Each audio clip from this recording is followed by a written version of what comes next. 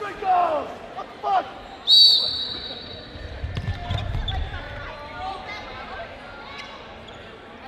What the fuck, ref?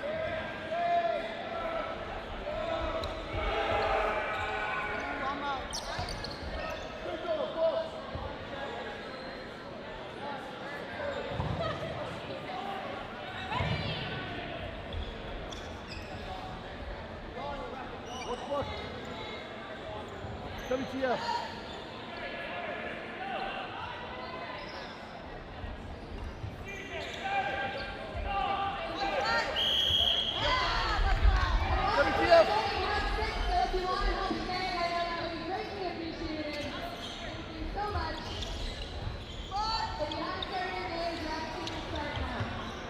WTF, boss.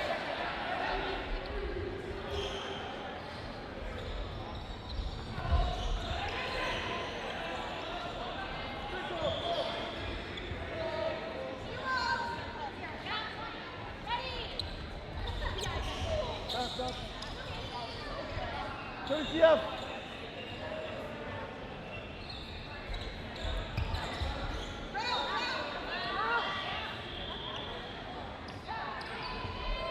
WTF, boss.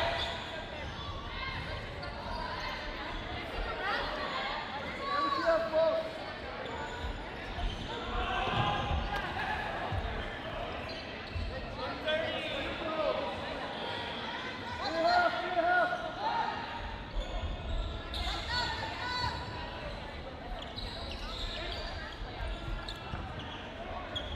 Sprint goals.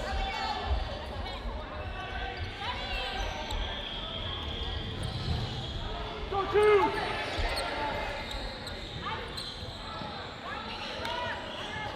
WTF, boss.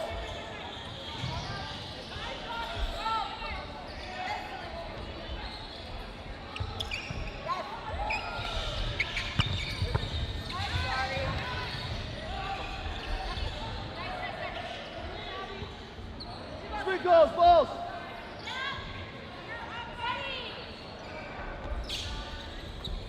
Back. WTF, boss.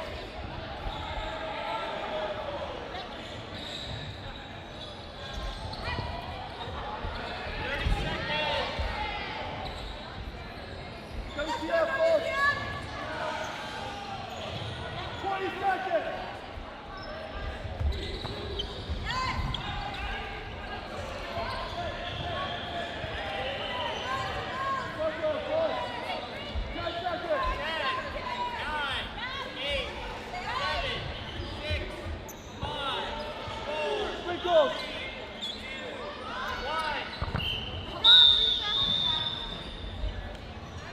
Tight. Reach.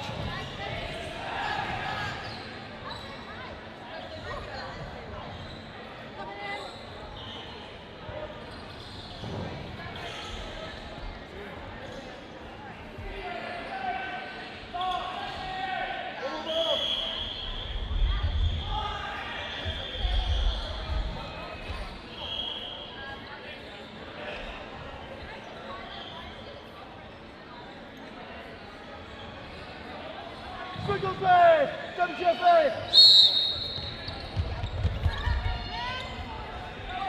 WTF, boss! WTF, boss!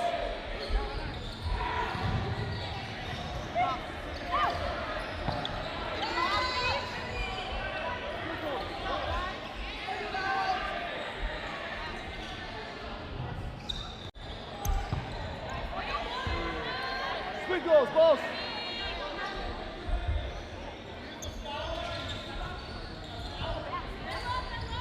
WTF, boss!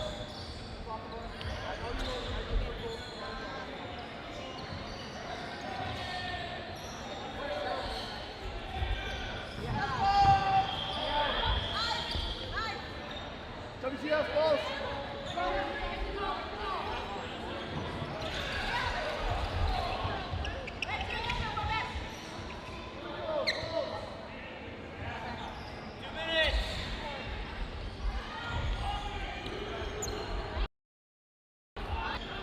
WTF, boss!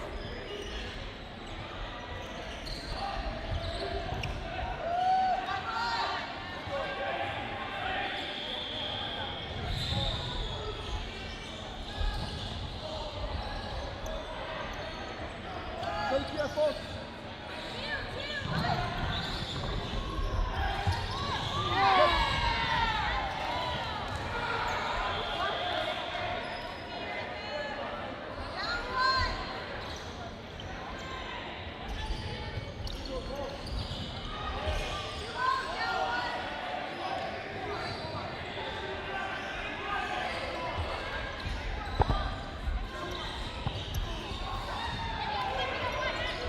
WTF, boss.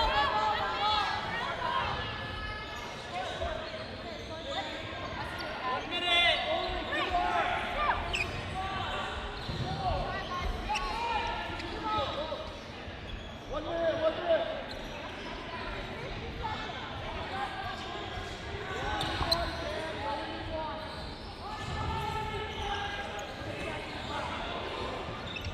What's WTF?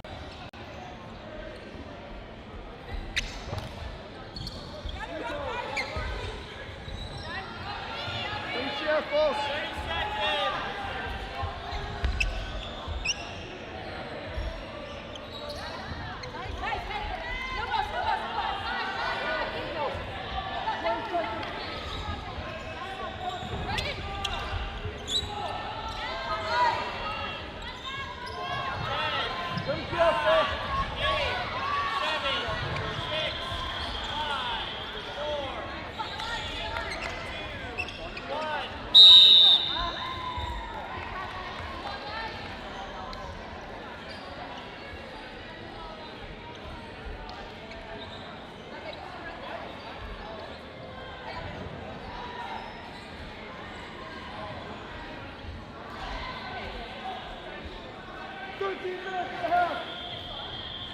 Signal bay! WTF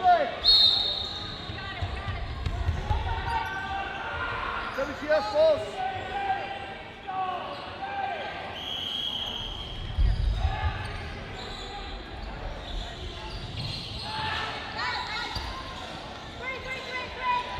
WTF, boss!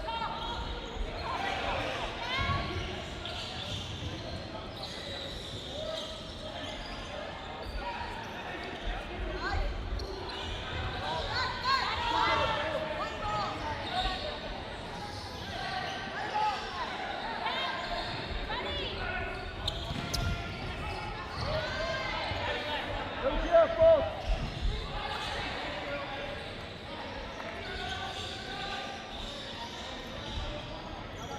WTF,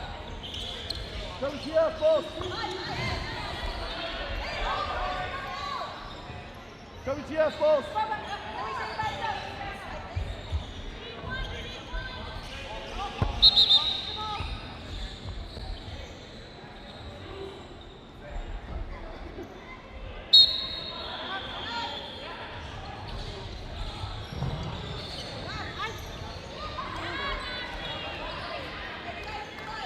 WTF, boss!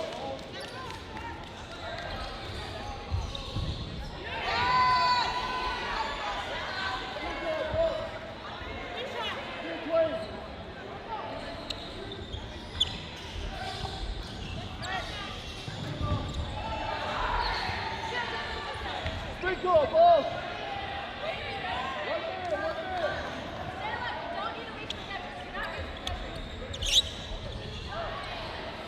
WTF, boss!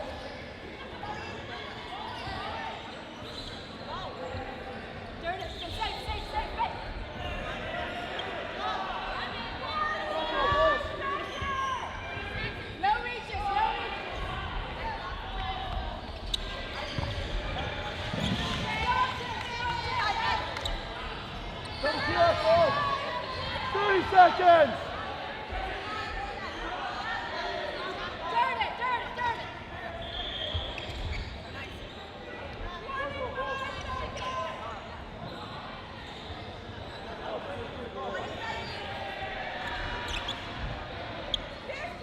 WTF.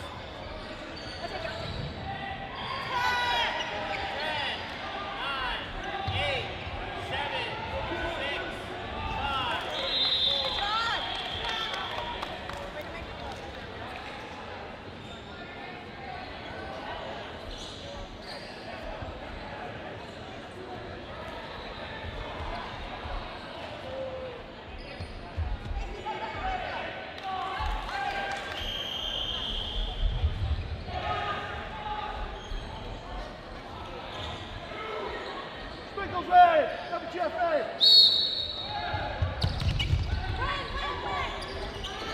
WTF both.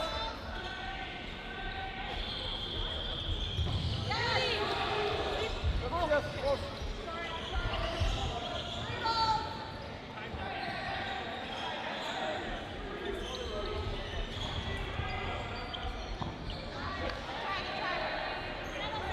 Sprinkles both.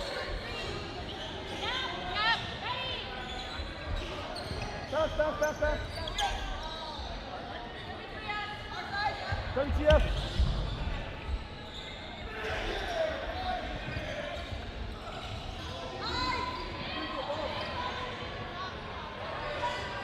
WTF, boss.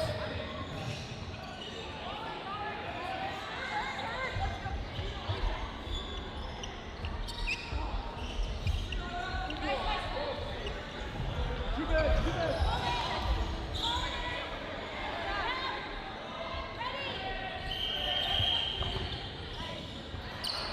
Sprinkle, boss. What?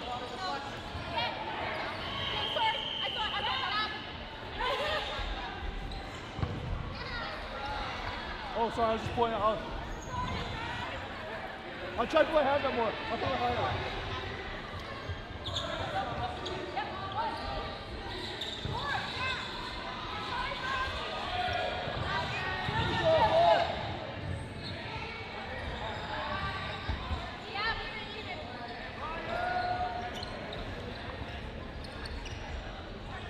What's the WTF?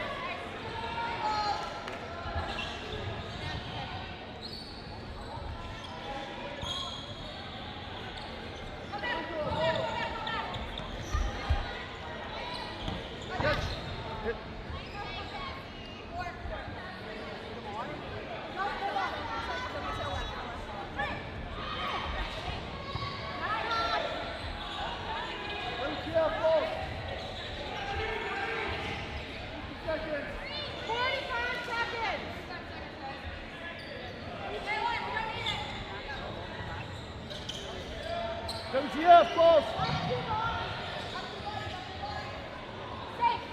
30 seconds! 30 seconds! Nice! Up!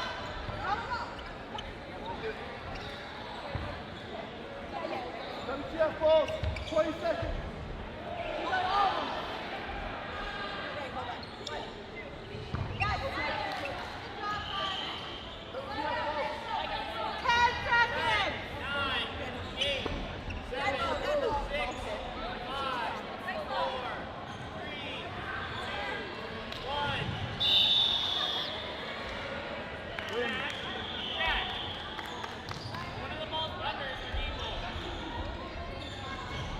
Are you sure?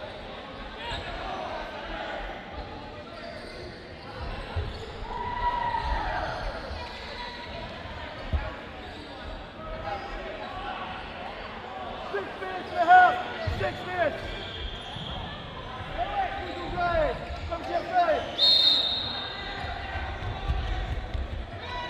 WTF! Sprinkles, go!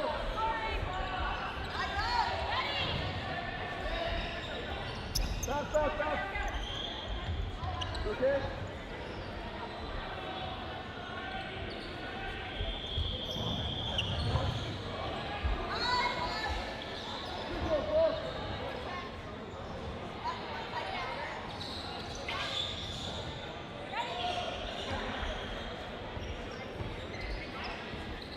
WTF, boss!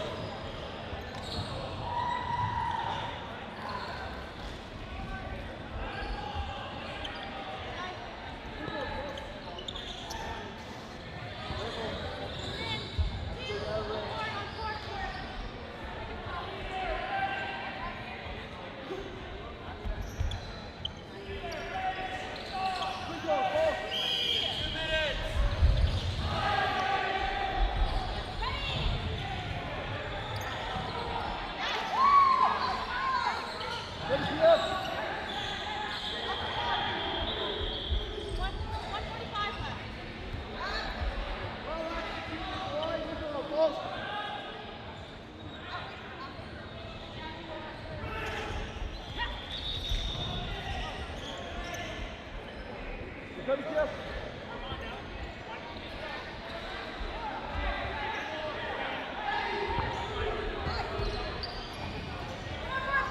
WTF, both. Minute 20, minute 20. Let's kill. 3, 2.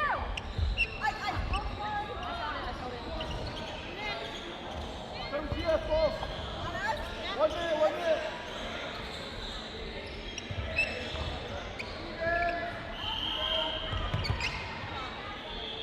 No, you're good, you're good. Last ball, last ball. WTF.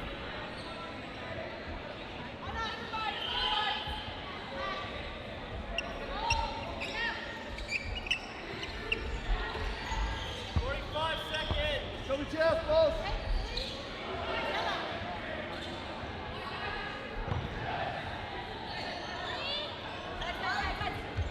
30 seconds.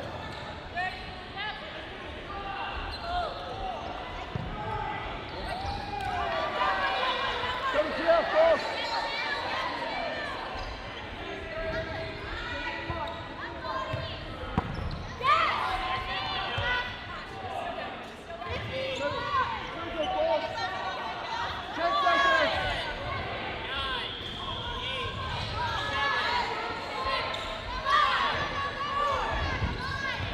Done.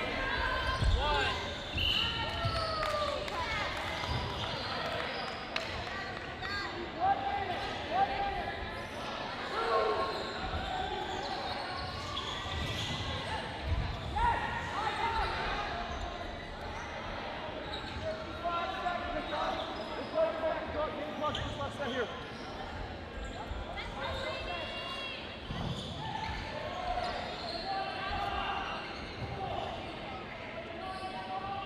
Stick away!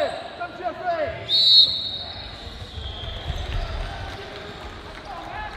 Stick on! WTF off!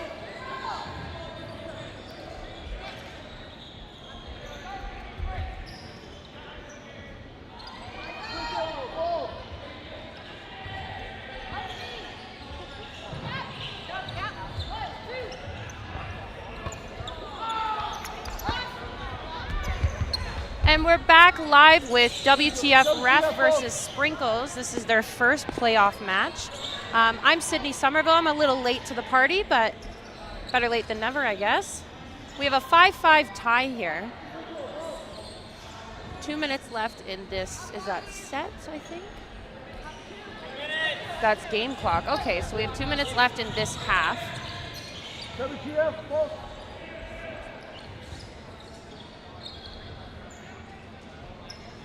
WTF Ref coming in strong. They've got 6 on the court, 6 to a 3 after that beautiful shot from, I apologize if I pronounce it wrong, but Iwe out of Boston. Burdens on WTF. Beautiful hit out of Daniela Marshall and a trade from Yana Klachnikova. In that instance, that was a really great play from her.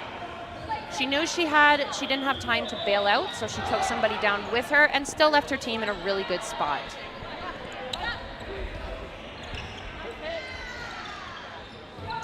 And they're taking a double throw. They do take out Abby Lee on the WTF Ref side.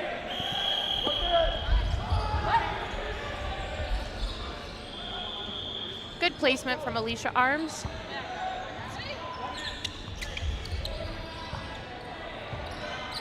So a bit of a couple of fun facts that I can pull together for you. WTF Ref is mainly local players out of Hamilton, Ontario.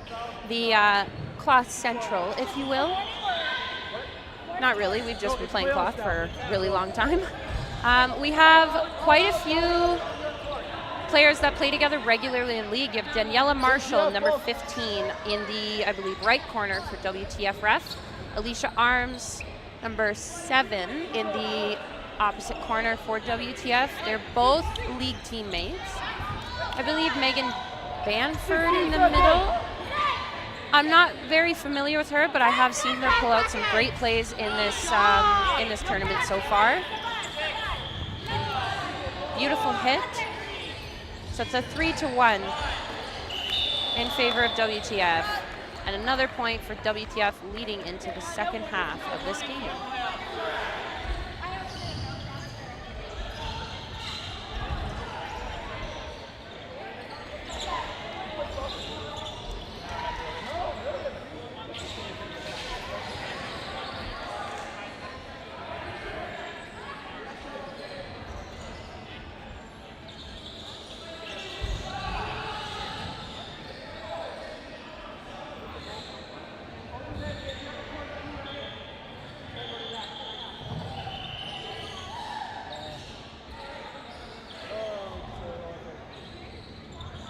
I believe this is a 90-second set. Maybe a malfunction on the iPads. Yeah, that's right. So we should switch sides. Yeah, we're switching sides. That was half. We shouldn't have a 90-second. We played that last night as 90 seconds. I'm not overly familiar with the Sprinkles girls, but I do believe I've seen them. Most of them are on a team called Aurora. They are a foam team. Competed against them in Canadian clubs quite a few times. All very capable players. And then you have Bidlack from the States, a very notable cloth player for sure.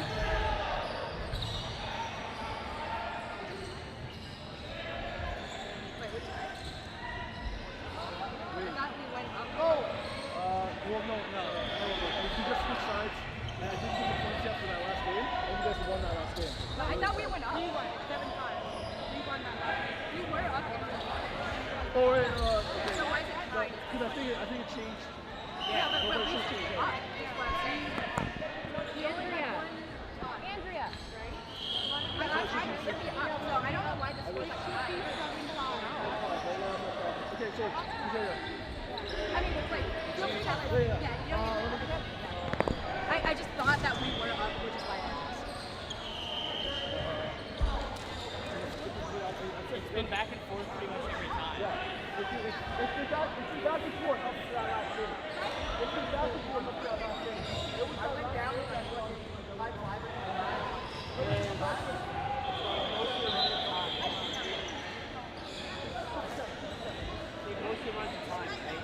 So Not sure what's going on up here. That is correct. You won that last. yeah, you guys won that last game. Yeah, shoot for Rob. It's 7-5 for WTF. I have the score right here. It looks like there's a bit of a discrepancy about the score. It should be 7-5 for WTF right now, but I believe the refs do have it at a tie.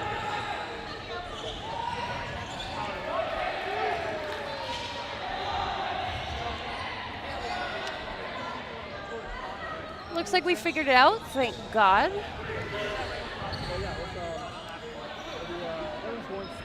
we are running game clock right now.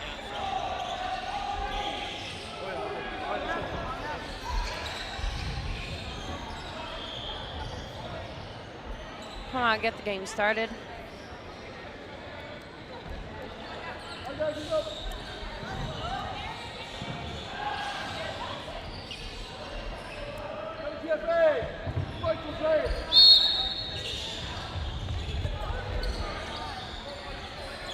Here comes Abby Lee with Burden for WTF.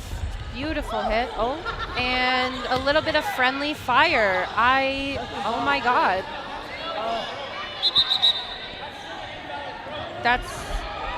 There technically does have to be intent.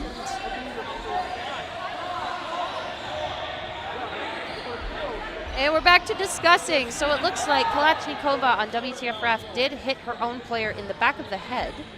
And the ball did cross over the active play lines. We are trying to figure out now if it is an invalid throw. It looks like they did call it. Unfortunate. It does put WTF at a disadvantage going into a 5v4 with Sprinkles. Another hit for Sprinkles. So now we're at 5v3.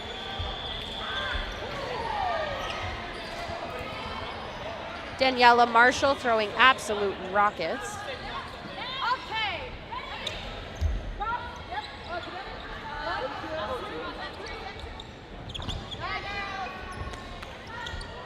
WTF back in possession of Burden. 3 balls to Sprinkles 2. It looks like we got a little bit flustered about those calls that took way too long. Sprinkles, both.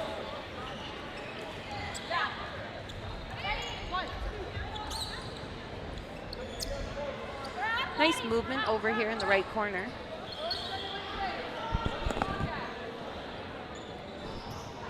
And thank God I have somebody to talk to. Hello there, party people. Thank God. It's really hard to talk to yourself. I mean, I have a lot of practice in it. Me and my many friends can help you out with that later. So what have I been missing out on here, Sid? So we have a 7-5 in favor of WTF ref. Oh, There was wow. a couple of calls that I don't think WTF agreed with, and it does look like it flustered them a little bit. Okay. They had control going into this match. They're slowly bringing it back here. Oh, beautiful shot that just came out of number 7 on WTF ref. She's been hitting like crazy. She's been playing very well. I had the chance to commentate their game against Onyx, and I was saying the exact same thing. Oh yeah. Oh yeah. She gets so excited. She comes up to me and she's talking about her cross courts. And I'm like, you're telling me things I already know. Like Yeah. I play against you all the time. I know what she's capable of. She's a phenomenal player. And, as you're saying it, there comes a cross court. Of course, yeah. The accuracy on that. Ooh, and the ready stance for the catch. She's definitely looking for one, but I think these players on the other side, they are very seasoned, so I don't see them making that mistake. That's very fair.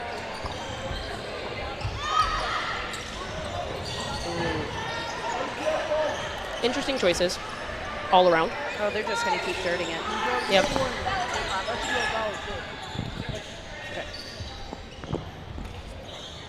I know for WTF ref, they need to try and push here, try and make something happen. Unfortunately, most teams will play this out and just what we call pylon, what other people call dirt. They'll throw the ball near, but not near enough for a catch. Exactly. Really using that 1 meter rule to their advantage. Oh, hopefully. absolutely. If you were in this situation, Sid, what would you be trying to do if you were WTF ref? If I'm WTF, I'm putting myself in a juicy spot. Yeah. I'm big on forcing plays, that Yes. kind of thing. So if I know that they have 2 balls, they're probably going to be running me down if I take the throw. Okay. I'm staying up at the line, and I'm either taking somebody with me or I'm ending the set. Okay, I like it. I mean, I did just play against you a little while ago, and I think we had a lovely little moment of banter that touched and tickled my heart. I could tell Sid was looking for that cross, and I was hoping to make myself more juicy, so you'd be like, oh, I got to make that shot. Beautiful catch from Bidlack on Alicia Arms. Alicia did play that very, very well. Very well. But unfortunately for her, Bidlack is such a good catcher. Yes. I think she started with like 8.5 Okay. rubber or something like that. Oh, wow. I'm sitting and listening. Perfect.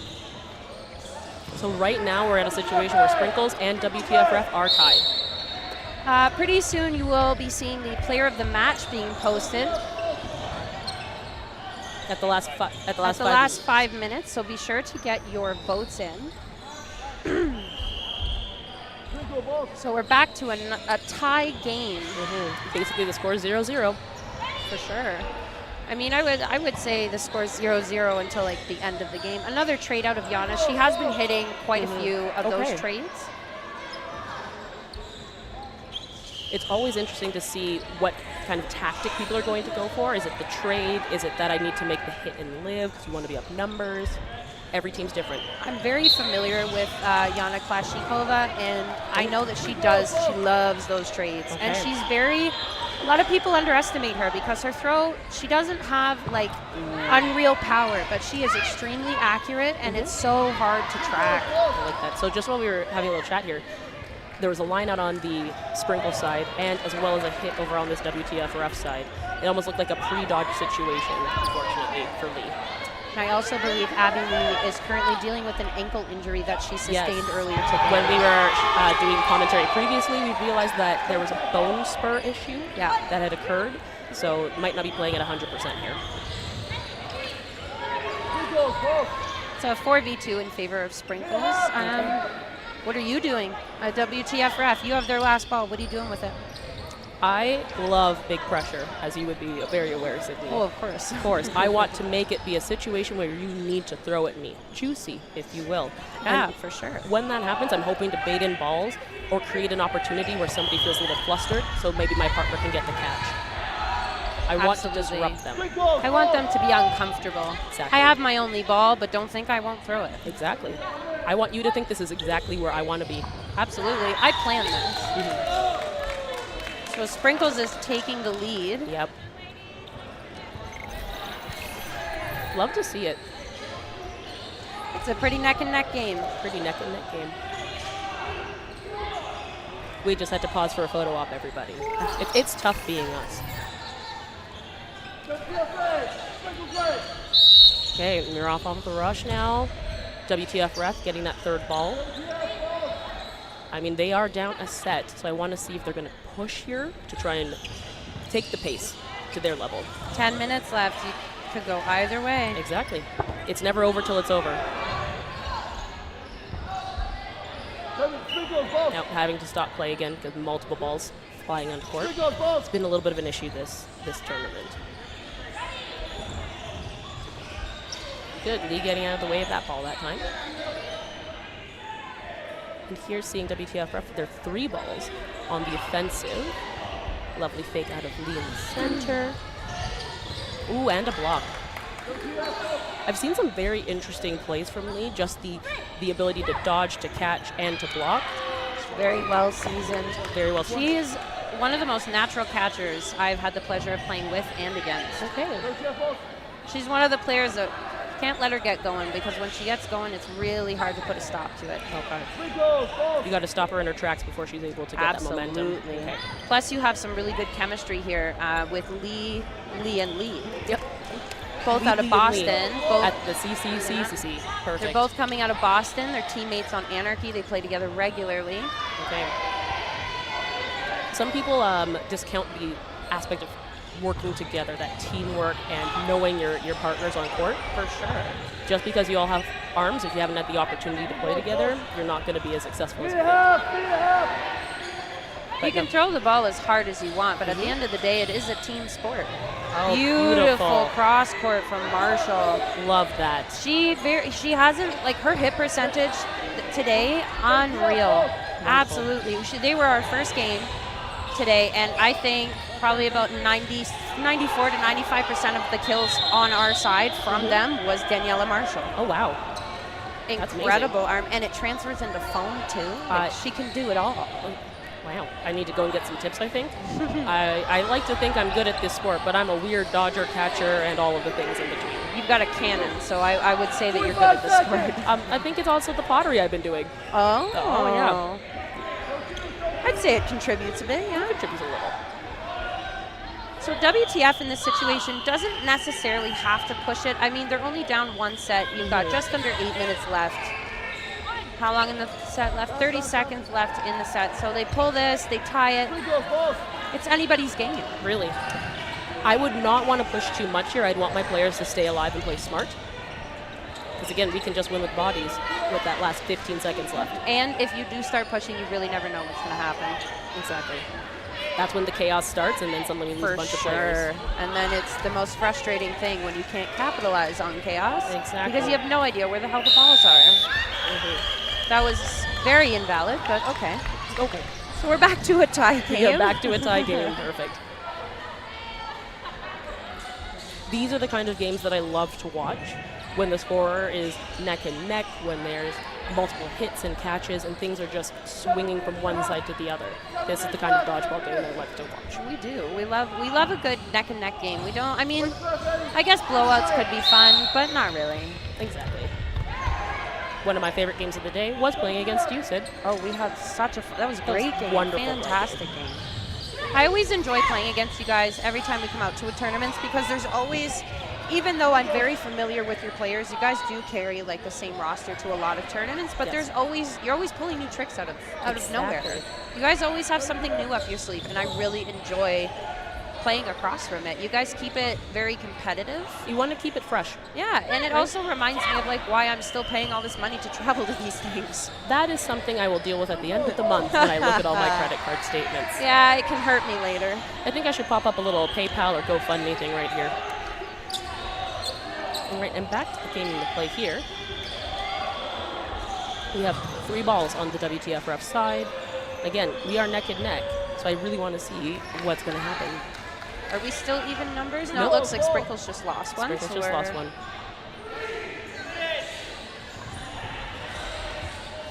Ooh, and that pop up. And a catch. Okay, you have a catch on Sprinkles as well. Okay. He's almost going for a tap there. You got catches, we've got catches too. The one thing I always think of for cloth is I need to tuck in my little chicken wings and not reach too much. Oh, I got hit in the jazz hand in our game. Jessica Jeffries capitalized on it. my hand is out here. Yeah, she's also doing just nothing. a monster. Absolutely. With the most gentle smile. I know. All right. Another Sprinkles player is down due to the catch attempt. So we are at a 5-4 advantage for WTF Ref. We love to see it. I would really like to see them hold on to this lead here. There has been some frequent times where the sets seem to be in favor of a specific team, but then, like we said before, chaos ensues, and one team definitely comes out a little bit weaker on the jump. Exactly. Oh, no. That's one of those moments going for that throw. Oh, and another catch for Sprinkles, catch. too. 2 catches in succession. Just pointing out for anybody, we do have the VC player of the matchup here for people to vote on. Be sure to vote for your favorite player. You know what? Maybe throw in some wild cards. Maybe put Sid and I down there. Yeah, why not? Why not? MVP of the match for commentary. Exactly. Putting ourselves out for this. I did talk to myself for about 5 minutes. Truly, that deserves something. We have 14 seconds left on the clock. And another catch for Sprinkles. Catch. Wow. Wow. This feels really neck and neck at this moment because, again, I'm wanting to see what happens in the next set. Sprinkles has 11, WTF Ref at 9. Very tight game. Very Very tight. tight. A little instant replay as well. A ricochet into... Oh, a ricochet block into a catch. Very well done. Good job on placing yourself on the court for that. Wonderful court awareness as well to be able to get those. I mean, another thing too, definitely worth noting for this game is that WTF Ref is playing with only 6 players. Their 7th player was only able to take part in round robin and had to leave before playoffs. Oh, wow. And they did, I believe they had 7 or 8 people before the tournament, but they unfortunately had a couple of dropouts due to injury. Okay. I think that's been a big issue this tournament on a lot of teams. Absolutely, yeah. And it's always like midnight the night before you play. Team needs a player. Somebody jump in. Yep. And it's like, what happened? Well, somebody was trying to prep themselves and they prepped too hard. Or you registered and you didn't book a flight. I think there's some inside shenanigans and jokes there, but we'll see. Yeah, I think we're missing a little something. So we're here with this 2 minutes and 15 seconds left in the set. Again, WTF Ref is down. So I would personally want to be pushing the pace and making something happen with big fakes, hopefully drawing in some throws from my opponents. A catch and a catch. We did have a pop-up catch happening at the same time as a direct catch. She is not back into the court because she was not off the court prior to her own team making a catch. Yes. I'm so happy to have Sid here with me to be able to do these rules and to say things so eloquently. We had another trade attempt up at the middle line between Klachnikova and Bidlack, both missing, so everybody is still alive here. Yep, same numbers. And it's 5-5, right? Ooh. I love a last-minute switch. No, it's 5-4. 5-4 now. Marshall taking a big throw. We're at 1:15. WTF Ref needs to try and close and make it with the numbers. They need a body or two. They need a body or two. Actually, they need 2. If they're down a set, yeah, they would need 2 bodies, Yep. I believe, to close this set. Lovely block from your wiki. She does have a pretty solid block. Playing against her, she was difficult to hit if it wasn't dead to rights. She's one of the players that, like, I'm not going to throw at you if you're at the back line. But Yep. it does seem that Marshall might be tunneling a little bit on Milwaukee over here. Oh, I liked that throw from your wiki. See, in this instant, I think I'm going for catches. I am. I think I'm going for catches. You have to push that moment to make the catch happen. You might not be winning on the hits. The accuracy might be off. You have to push for the catches. It's like survivability is great, and we love a player that's. WTF does push ahead. We are a 4-3 advantage, but they have no balls in And it's 20 seconds left. I hope that they are ready to move, dodge, and grabs. Marshall survives a double throw. We're up in a player, and we do a burden on WTF side. Oh no, and a hit there. On the It looks WTF like we side. had a bit of a screen happen there. Last 5 seconds on our clock We here. need a hit.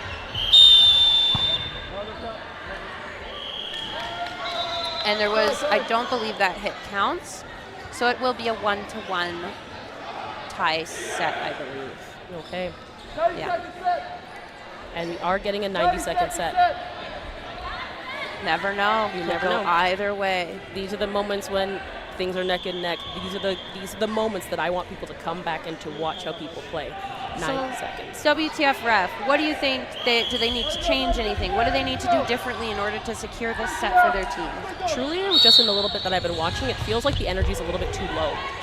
We're being a little too complacent, and I would want them to come out swinging, ready to make hits, quicker play calls, and ready for catches. If they're not accurate, then hopefully give the balls to other bodies that could make those hits. They're strong arms right now. I would like WTF to pick their targets a little bit better than they have been. It does look like they are at I can't see behind Are at an advantage. Is that 6-4? Is she off the court? Yeah, it looks like a 6-4 advantage. UA does get eliminated on that. WTF ref is still up 1 player. But yeah, I want WTF to pick their targets a little bit better, because in our set previous, we did see a lot of crosses on Rewucki, and she does have a very good block. And almost feels like a waste at that point. It does. And not to mention, you're also wasting a lot of your own power trying to make those crosses. Like, don't get me wrong, I love a cross as much as the next guy, but I know that my arm cannot last doing that frequently. Yep. Beautiful hit from Marshall. WTF ref does stay in the lead, 4 players to 3. 30 seconds. And again, I'm always watching the time. 25 seconds left at this point. I'm throwing at a ball. WTF ref, I'm throwing at a ball. Yep. I'm definitely not throwing at Bidlack. No. Especially when she has no ball With in her all hand. of those catches, absolutely not.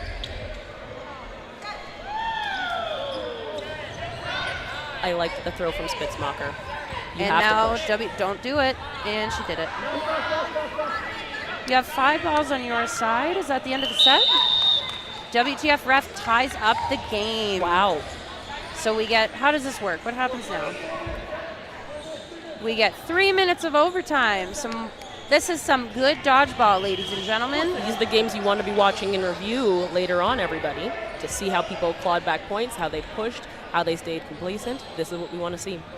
I will say right now, it does seem like Marshall is putting in the work to keep her team in it. Yes. Marshall might be the example for me of it's not over till it's over. Absolutely not. She's one of our girls from our local league, and I play with her, I've played against her, and there's one thing that you can always say about Daniela Marshall is that she has absolutely no chill. 0 chill in that woman. She plays every single sport known to man. Wow. Oh yeah, pickleball, baseball, dodgeball. Okay. She bowls too. She bowls Oh too? yeah, she is a jack of all trades. I love that. I would say life's an adventure. She's an athlete, and she definitely showcases it for sure. That calm, cool demeanor seems to be here, even though we're saying Daniela has no chill. A wonderful throw. Right on as she Goyette. makes a beautiful throw.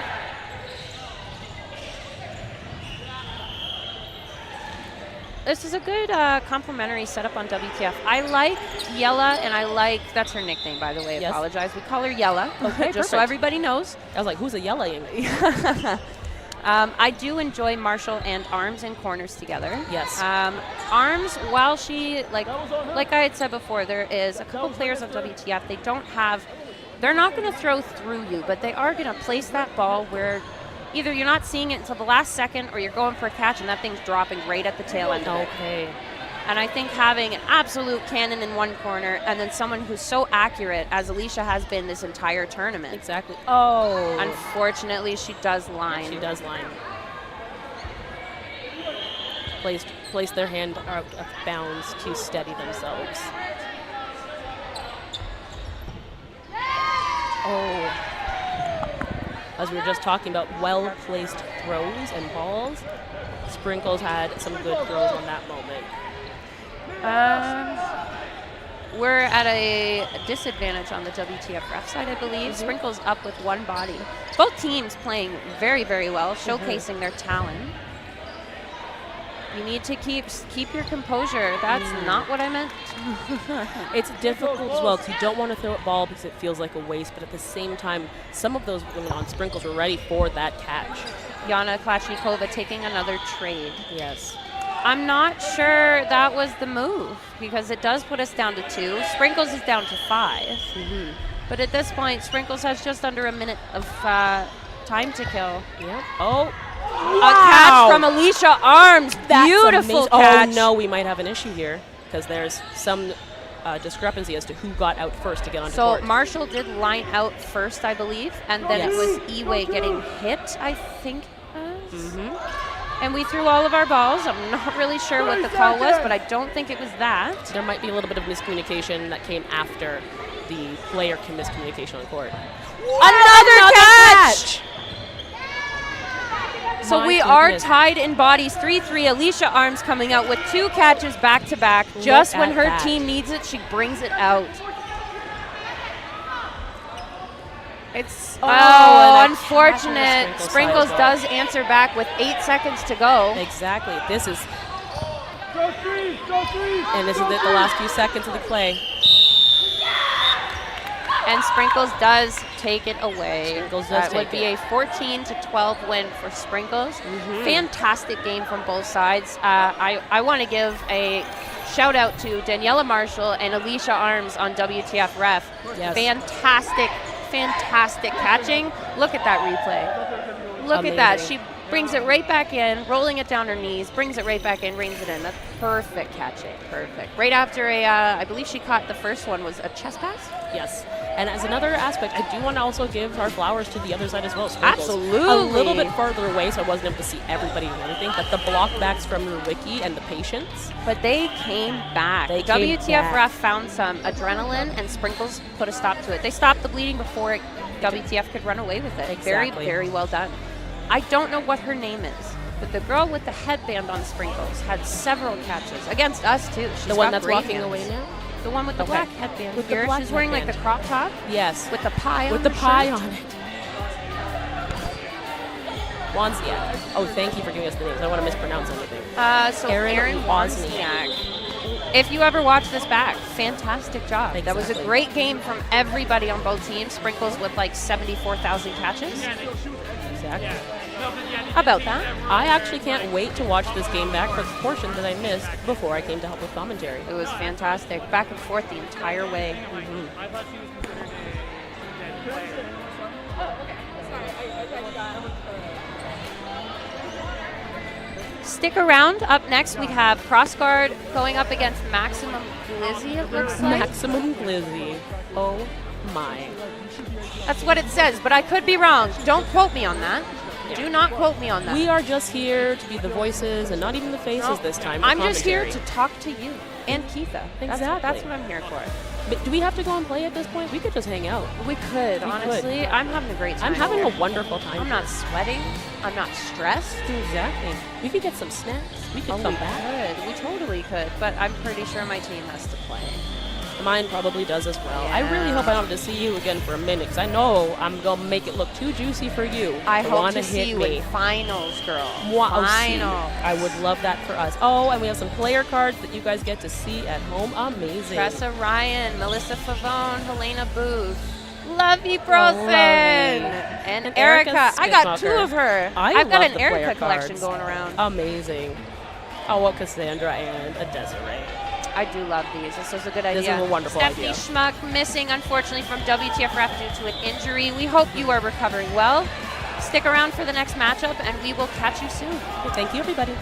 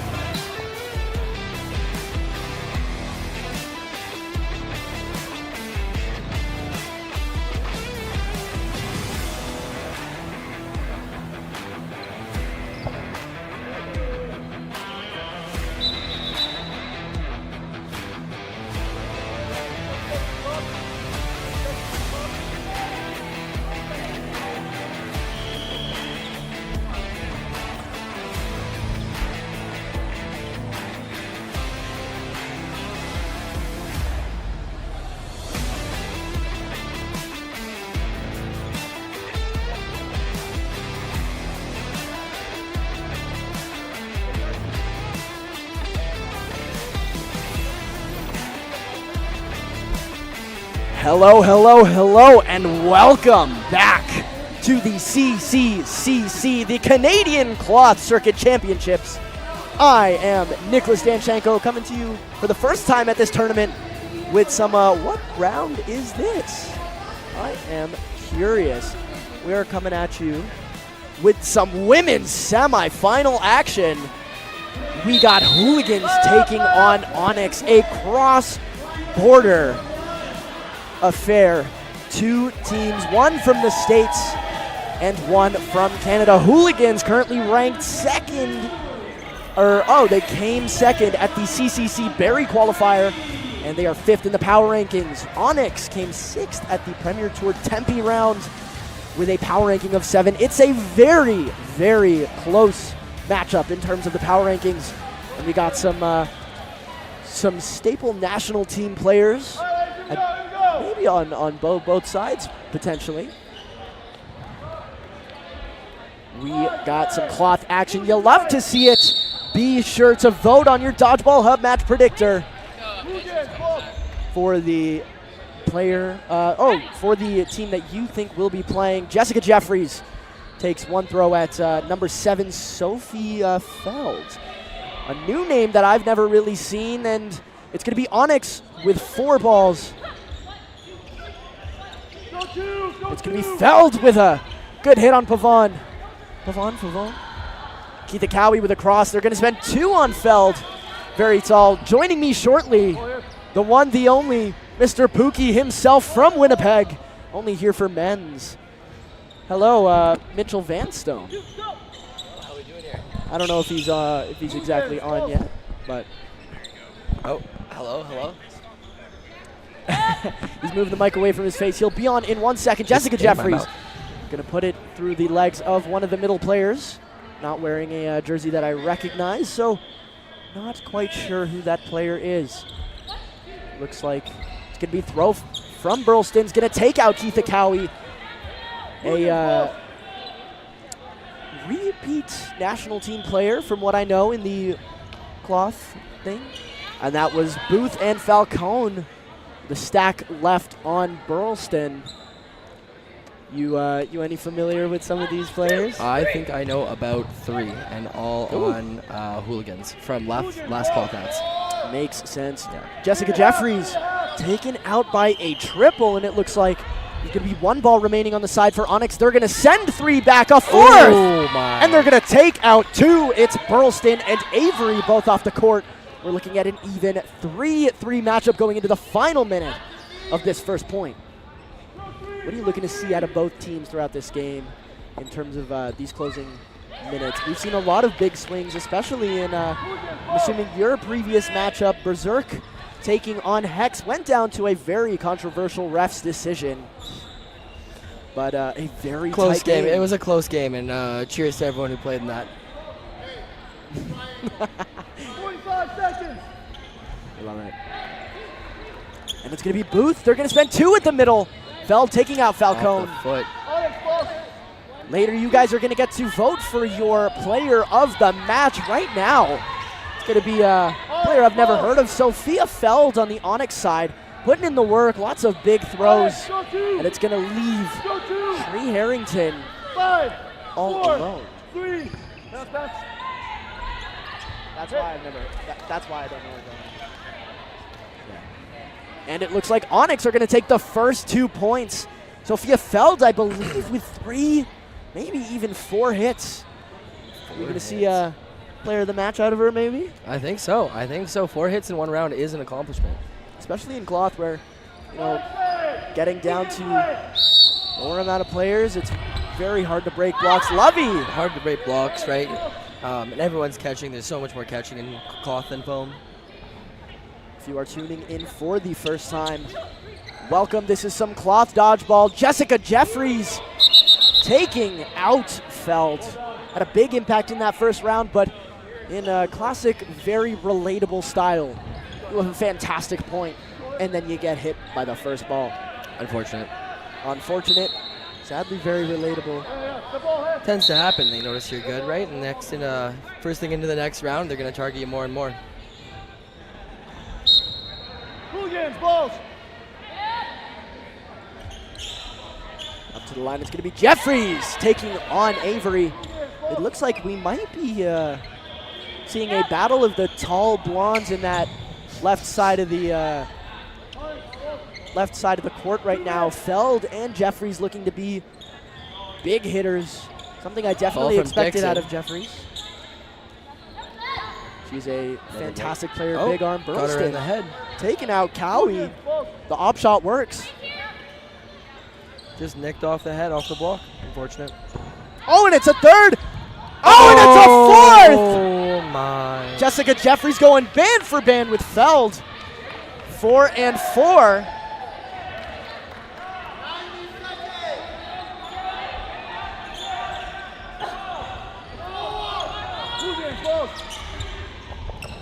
And it's going to be Lau and Jeffries. Wow, putting in the work.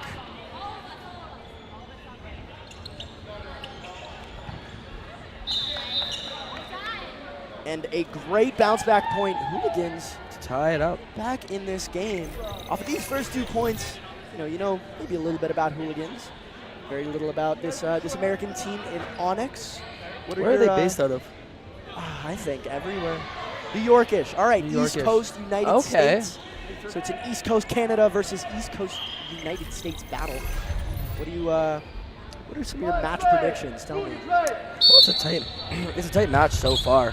I see a lot of heavy hits coming from Hooligans, and that's nothing new. We saw that from them last season as well. But Onyx seems to be holding their own pretty well, going for a lot more catches, and their dodging is phenomenal. Catches definitely can be the difference maker in some of these high-tier matchups. This is a semifinal. These are 2 good teams, know how to make a deep run. And we saw earlier in the Jinx versus Hex match earlier on the stream court that those catches can be very, very crucial to getting into those last-minute kind of scenarios when you're trying to close. Avery taken out. She does go for the catch. She doesn't find it.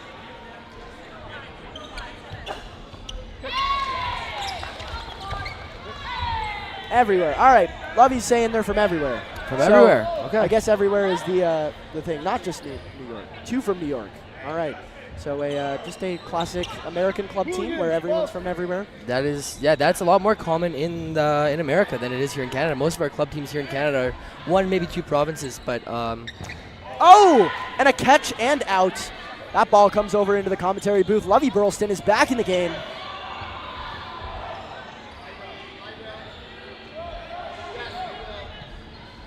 She is all alone. She's going to throw it. Shri blocks it up. And it looks like they are going to go for the close. Lovey gets very high, blocks 1, dodges the cross from Cowie, and Hooligans down to 1 ball. And Shri Harrington with the block. is Onyx playing with 6 people? I believe they have, 6 people. 6 people, not a very deep roster for a long tournament here. Actually, are they 6? Yes, I believe they are. Ooh!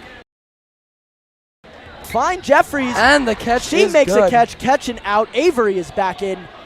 And this Burleson, I should know that. She is my teammate. Shout out Anarchy. Avery in alone. Goes at Favon. Definitely not my pick and target. Known to be a good blocker and definitely a good mover as well. Impressive from Burleson to get this down to a 1v3. It's now up to Avery. He's going to put that a little bit wide. Cowie making the block. Gets pumped to the ground. Are they going to put it on body? That's ground. And they put it on ground. Big pumps from Cowie. Cowie's going to throw! got the catch! It's a catch! Catching And who's out, back catching in? out, catching out! Back It's in is Favon. Ashley Dixon. Favon and Lau. As you said, Dixon is left. And they have 1 ball. Lau. And we have 5 seconds left in the point. Oh, doesn't break the block of Favon. Oh, what a grindy set. Absolutely. What are your thoughts on that? That constant catch and out. Well, that's the way you got to battle back here, right? Because when you're one person in cloth, it's hard to break all those blocks when you're just 1 ball. That's why in cloth you'll see a lot of ball control being super important, trying to throw 2 and get them to move out of the way of their block. Yeah, and Same thing on the hooligan side, but kind of the opposite, you know, the lacking the ball control and kind of going for the finish when it's still very early in the game. It was 2-2 before the end of that point with, you know, hooligans still taking it out, but this game is really about numbers. It may have been a better decision to decide to kill the clock. Absolutely. Jeffries no longer playing in the corner. It's given off to Helena Booth. Throw out of the middle. Pavon stays alive.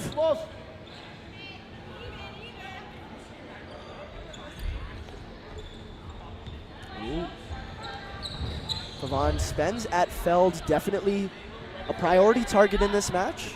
She was good in the first point. A little bit invisible in these last two, but we'll see. See if she gets it back. Ooh, big cross from Booth. Barely misses Burleson.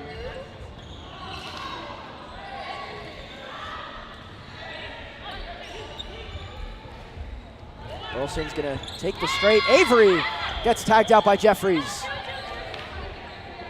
And Jeffries is back in the corner. What do you think about this corner switch? Jeffries is no longer lined up against Feld, and I feel like in those first 3 points, both of them have proven that they're going to be the big arms and the big hitters in this match. Well, I think a little contrary to foam dodgeball, you see a lot of your big arms coming more out of the middle than being your guard or your corner, right? Guard, Manitoba. Yeah, you're gonna put your big arms in the middle because your corners, you gotta have them. You know, they gotta have a decent arm. They gotta be able to do things, but they also gotta be super fast, right? Because cloth is a huge game of running. I definitely agree.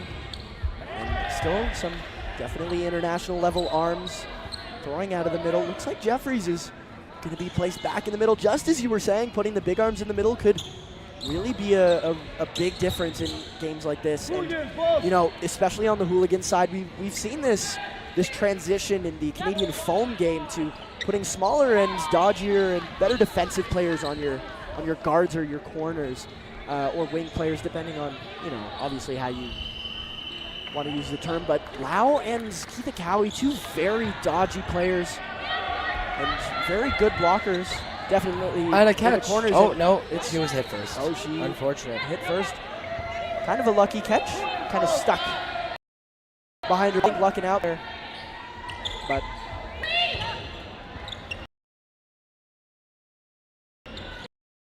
Jessica's thrown out of the middle. Hooligan's biggest arm, for sure.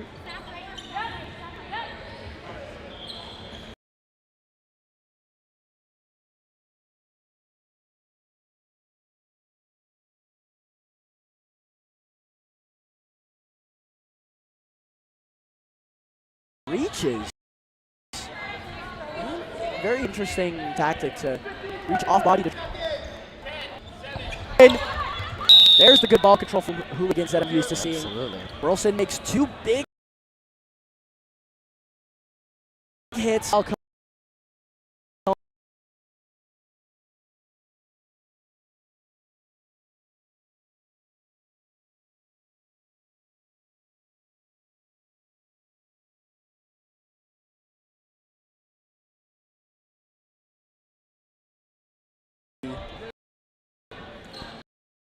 And Bob Rowe goes down. And here we have the replay on Feld, the first one. And straight on was out to Hooligan. I heard today that in cloth, as opposed to foam, the second the ball touches you, you are presumed dead unless you catch your own ball. Yes, that is one thing that definitely to keep in mind while watching this. If you come from the foam side of things, we just kind of saw that with a pop-up off of Falcone. The only play you're allowed to make after being hit by a ball is catching the ball that hit you. You cannot throw. You cannot make another catch. You are dead. Big catch from Harrington, taking out Feld. Lau going for Avery. He's going to make the hit. Lau is also eliminated. And Hooligans may be running away with this one. 5 against 3. Jeffries back at the corner. They do have 4 balls, and they're going to spend 2 on Bob Rowe. But she stays very low and doesn't move. No, I think she's trying to create herself just a pocket. So she has nothing else other than the pocket and her bag. I think that's the goal there at least. Very, very interesting for sure.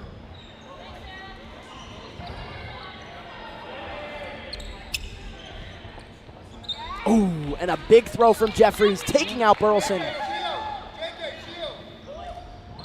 Jeffries, definitely one of my early shouts for player of the match. If you are going to vote later, you know, that's going to be definitely one of my nominees so far in this match. Onyx, false.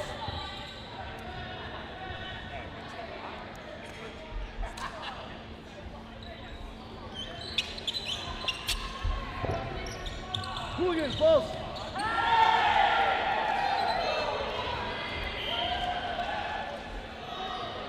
And we are down to a 5 versus 2. One throw, one returned, and it's going to be 3 balls on the Onyx side.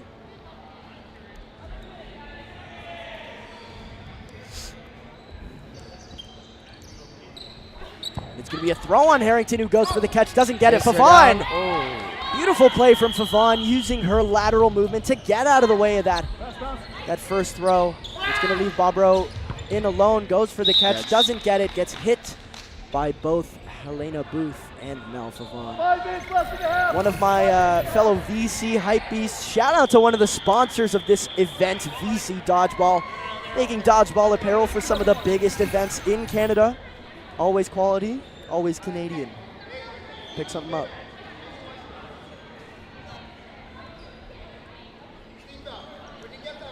This ad break was brought to you by a fake Canadian. Hooligans, right. A traitor, some might say. Oh, a big throw from the corner. Lily Lau decides to go for that op shot.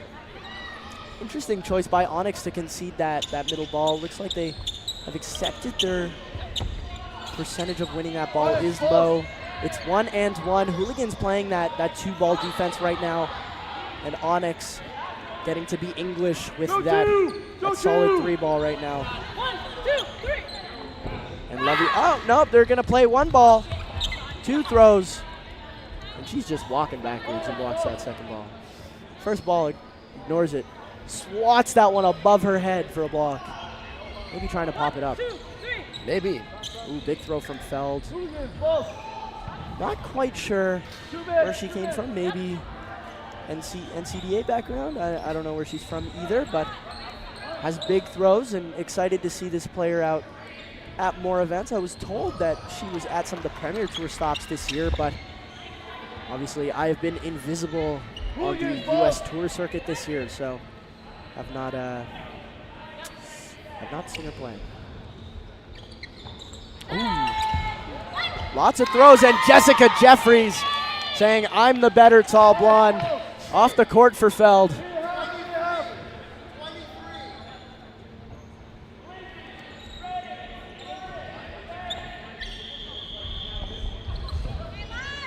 Dixon blocks the ball. Avery now with 1 in the middle. 1 does roll back to the Hooligans side. They're going to play that 2-ball defense again.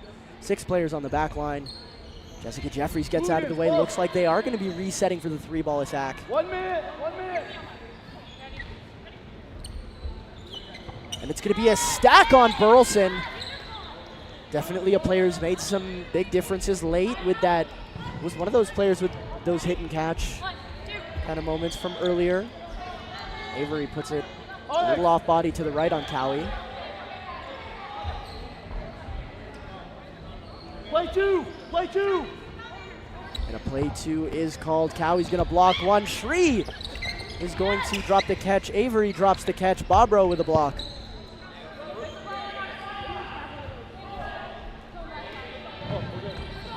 We are coming to the conclusion of this first half. Who are your current player of the match shouts right now? I think if it has to be anyone right now, it's got to be Jessica Jeffries. Just time in, time out, making multiple hits, multiple catches. 10 seconds, 10 seconds. Really standing out of the crowd in this match. Definitely standing out, and also looks like she's definitely being part of the brain, passing on some of the wisdom of Justin Karen Zhang, the coach off to the side, and my teammate. Jessica Jeffries has been making a lot of the calls out of the middle too, and also keeping her composure and playing very, very well. Love to see it. Hooligans 10-2 going up into this 90-second set. What are your thoughts on the overhand throw versus the sidearm throw? That's something I'm seeing more and more of now going into cloth is the sidearm throw.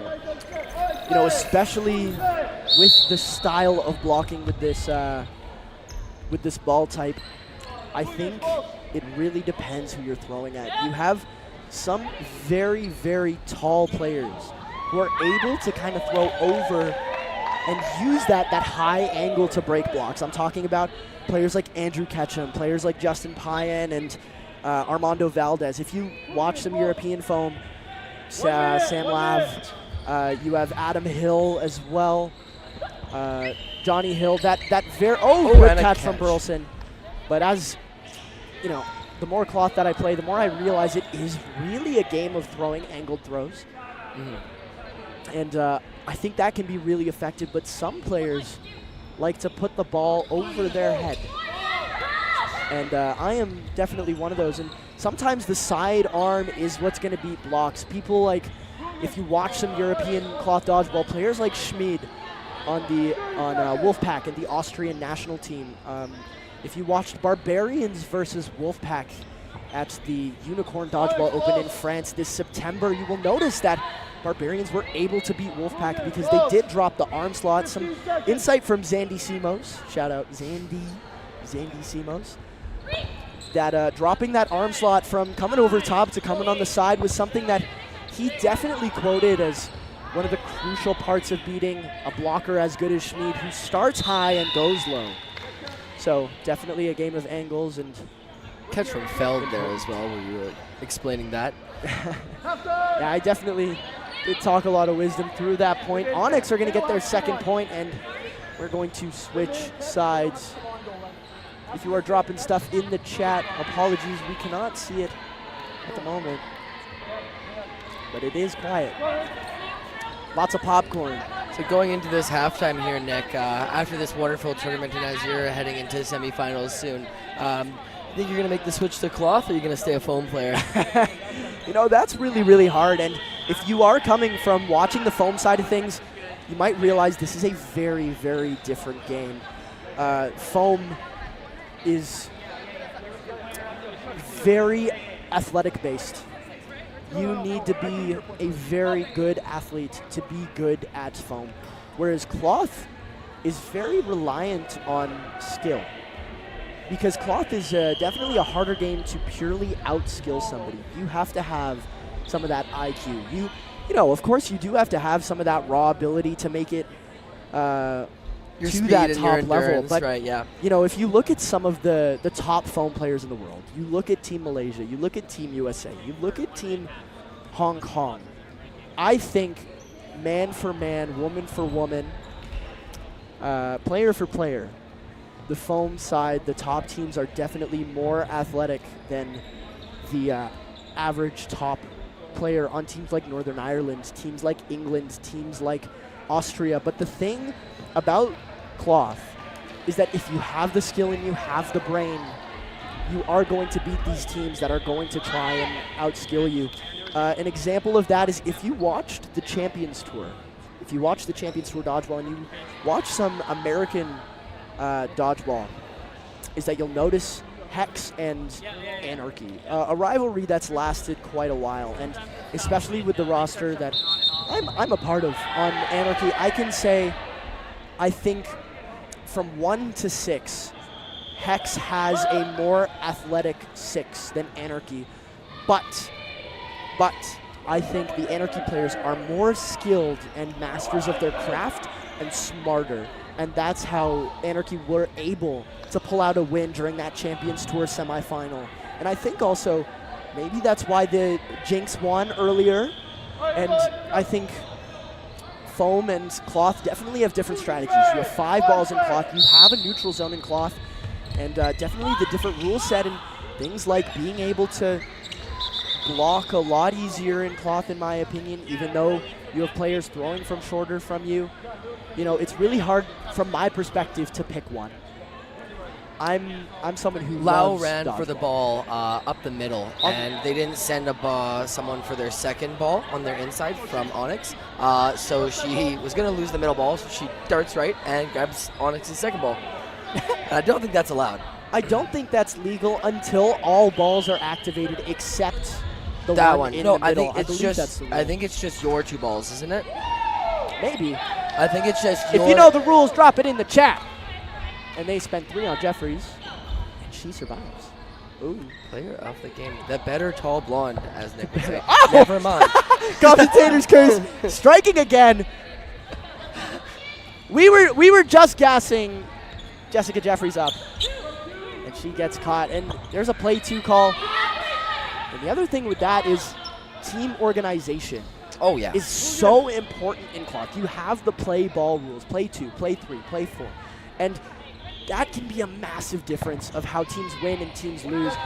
One ball pops up off Burleson. Falcone is going to take the out.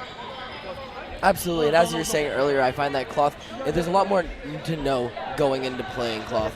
And even at the national level, we have lots of players who come in and still don't fully know the rules, including myself. I learned a couple things today.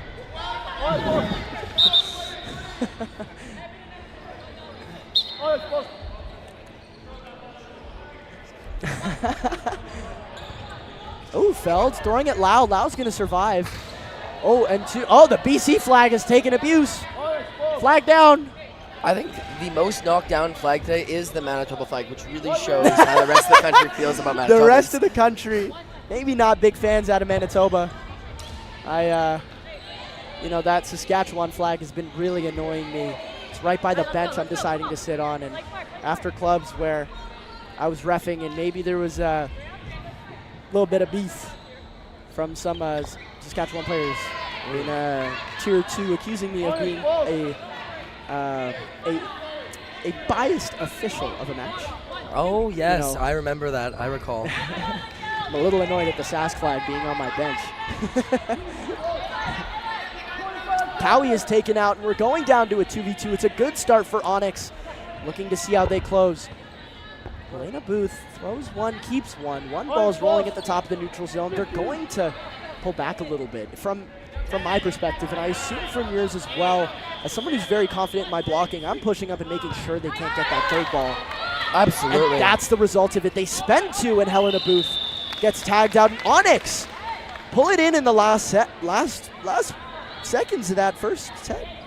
And that's why it's so important for ball control there and to push up. If you're a good blocker, and in cloth you're allowed to block, you can finger block, right? You need to push up. Ball control is everything in this game. But definitely the 2 players on the court remaining, especially Helena, a player that I've played most recently probably at that CCC qualifier, the Barry round. She's a very good blocker. It looks like Feld and Jeffries is going to be the lineup again. Oh, and Favon, maybe one of my other MVP shouts for this Hooligans team. And I think Feld is going to be my shout for Onyx. Any other standouts maybe on the Onyx side? I'm thinking Feld and Burleson had some big moments in that first half. I think, yeah, those are the 2 that stand out in my mind as well.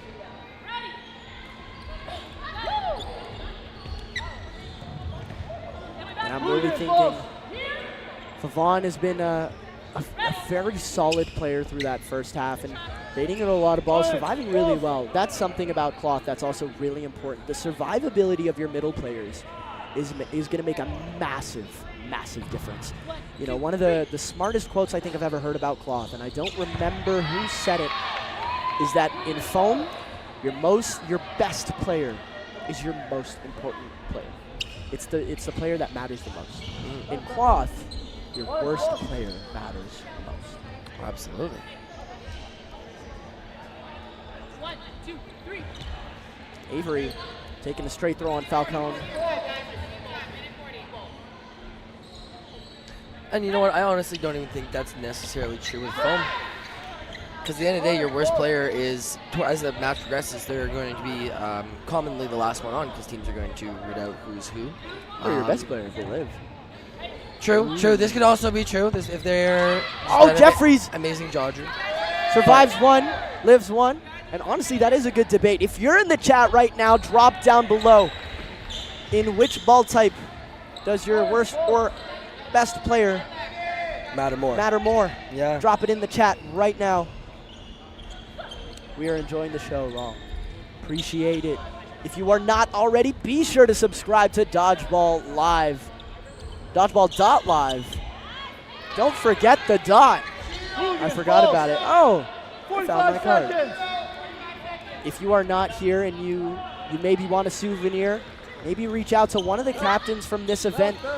Justin Thomas did a fantastic job in collaboration with Megan McCaffrey's Play Flight Design and her photos to make some very, very cool player cards that I believe have been our intermission screens at this event. So if you like those, be sure to look out for them. Reach out to some captains and try to trade them for something. I still have yet to see mine. I have asked around and I haven't seen mine yet.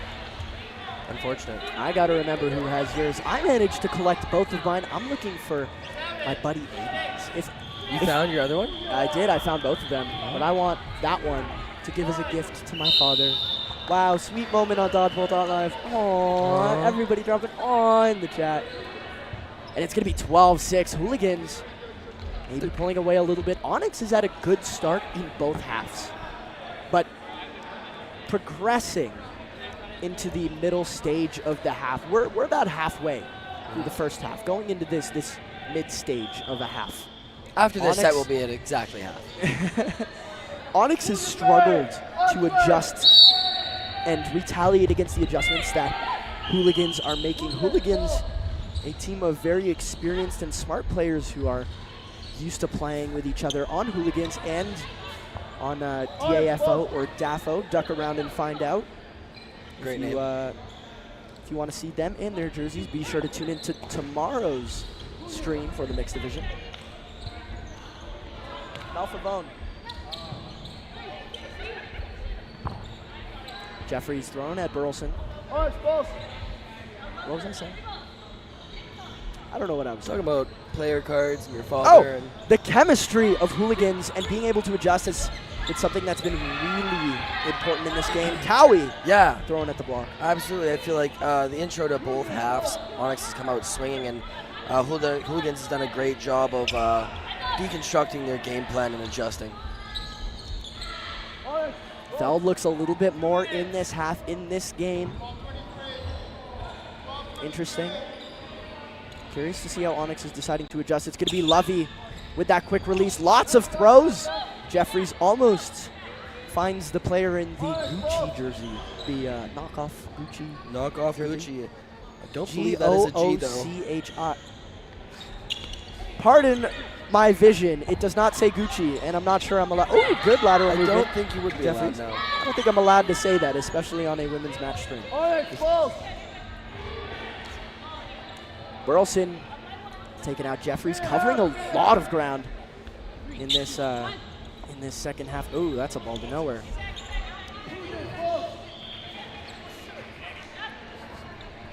That's what I was saying. I was like, I'm not sure I can say that on Dodgeball Live. Sure. Yeah, definitely cannot say that word. Blur it out. It's really funny though.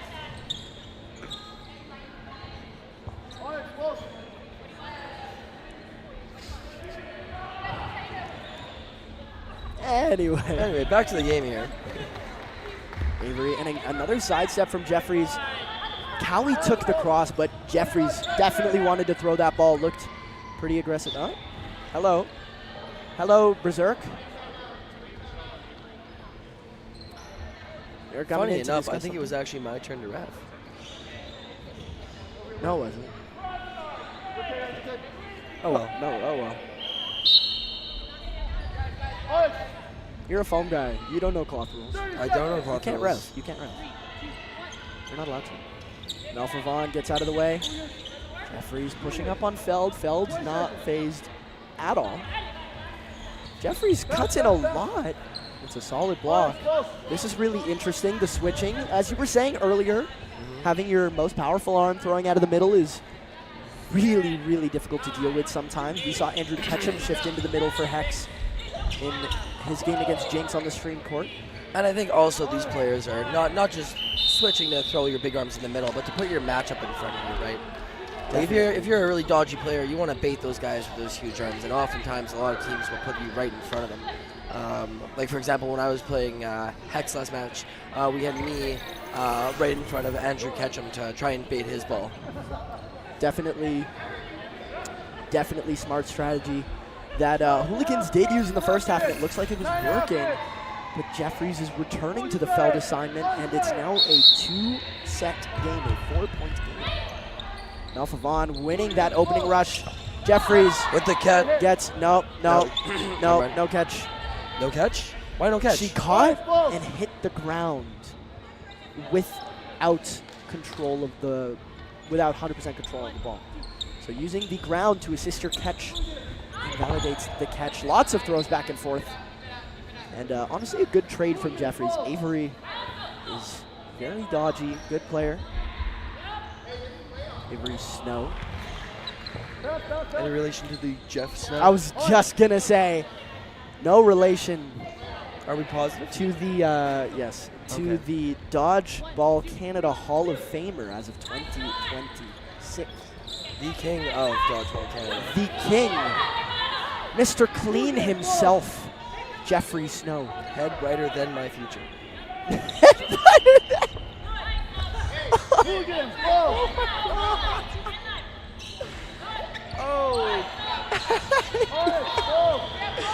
Wow.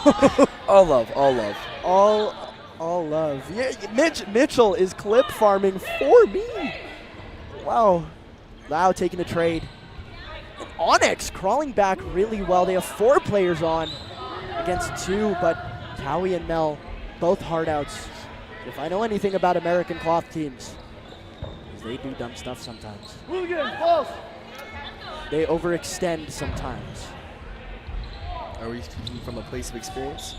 Yes, that is from a place of experience. Alpha Vaughn, that's what I was referring to. I'm a fake Canadian, guys. We know this. I'm American, I can say that. Ooh, Feld, Bobro survives 2, and Feld with a catch on Cowie. Making me eat my words. They are playing well, brings Avery back. We have 57 seconds left. I just want to see some clock killing. Mel's gonna goes for, ooh. She tries. I think she caught the second ball I with her think legs. so too, but unfortunately in cloth, because the first ball hit her, she's just presumed dead. Ooh. Not a fan of that rule personally. I had a long conversation with one of the referees here, Dustin McDougall, about it. Also in agreement that rule does make it harder because, just an example here, if you're in a one-on-one situation, you get hit, ball pops way up in the air, you can no longer throw. And if you were to throw, it's actually a blue card. You know, from a dodgeball perspective, coming as a dodgeballer, It'll be 6 minutes and 45 I don't seconds. like the rule. But coming as someone who does a lot of commentary and is in a lot of the dodgeball media and really wants to see growth for the sport, you know, we saw it at the Champions Tour that they did use the rule that once you are hit, you can only make a play on that ball. I do think it is good for the watchability of the sport. I think if you want this sport to grow and be more viewable, I think it does make it more, I think it makes it easier on the refs. This is already a very hard, Oh, absolutely. very hard sport to ref. But when you're coming at a viewability standpoint, I do think that makes it more viewable. But as a dodgeballer, I hate that rule. If I get chested and that thing goes 60 feet in the air, I'm throwing that. I'm throwing my ball. I'm I don't care chucking if that. I miss. I don't care if I get caught. It's okay because I am already dead. I want the satisfaction that I still got to throw. Yep. Which of the two makes the Olympics? I say the one for the viewability side of the sport. Olympic Committee, if you're watching this, sign us up. No, they are. I don't think we reached the number of countries necessary with a dodgeball organization to be in the Olympics. See, the WDBF has that, but there is a visa issue. A with visa issue? Nations, yes. Nations like Pakistan are not exactly welcome in some countries without a lot of paperwork. And Lovey, bang, all goes up. Jeffries secures it. And Jeffries is gonna hit Feld once again. That's my player of the match. We're down to 6 minutes, and this game is tight now. And Hooligans only up to, survives 2. Oh, no. survives 2, dies on another. And Harrington gets screened and hit. But Hooligans making the adjustment. They're being clutch. Bang. Oh, triple. And she doesn't lives. hit. One coming back. Lily Lau with a lot of pressure, giving Favone an easier time to get that ball. Good, smart play from Lau. Booth survives. Oh, Booth touches the line, but Cowie's going to hit on that counter.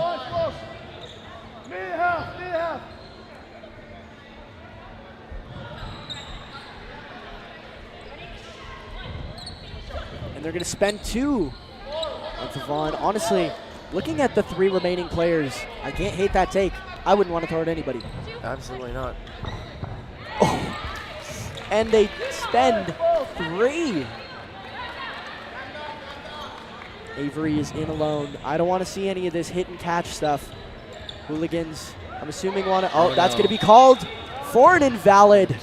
If you are unfamiliar with the rules, that is an invalid throw. If you drop a ball and it goes across the line, just rolls, it is counted as a throw. An invalid throw is a non-competitive throw. If you throw and it's nowhere near someone, it is an invalid throw. Same with backwards over the line. If you've already crossed the line into no man's land and you're past your half of the center line and you pass back to your teammate, that is an out. I didn't even know that. Yeah. Wow. Wow. You have to be behind center line. Wow. Learned that today as well. Good to know. Be sure to vote for your VC player of the match. We have Mel Favon, Jessica Jeffries, Sophia Feld, and Lovey Burleson. Where are my JJ votes at? Where are my JJ votes at? I'm voting for JJ. Give me a commentator vote. JJ is off, and I've been instructed to go on my mobile cellular device to vote. I am a Dodgeball.LIVE member. That's a lot. And if you're not, we could get 2 votes in right now. If you're not, you better do something about that. Lovey's going to throw. Dirt's it in front of Lau. Booth is going to take the retaliation shot. 3:20, and Onyx is down 2 sets. This is still very, very achievable, but Hooligans are definitely going to look to play numbers. And 1 for 1. Attempt on the catch from Favone. Unfortunately, just fumbles it. But Booth going to recover that. Hits Avery in the process. Lovey didn't hold Booth accountable there. Oh, and ball coming into the commentator's booth that I can't seem to grab.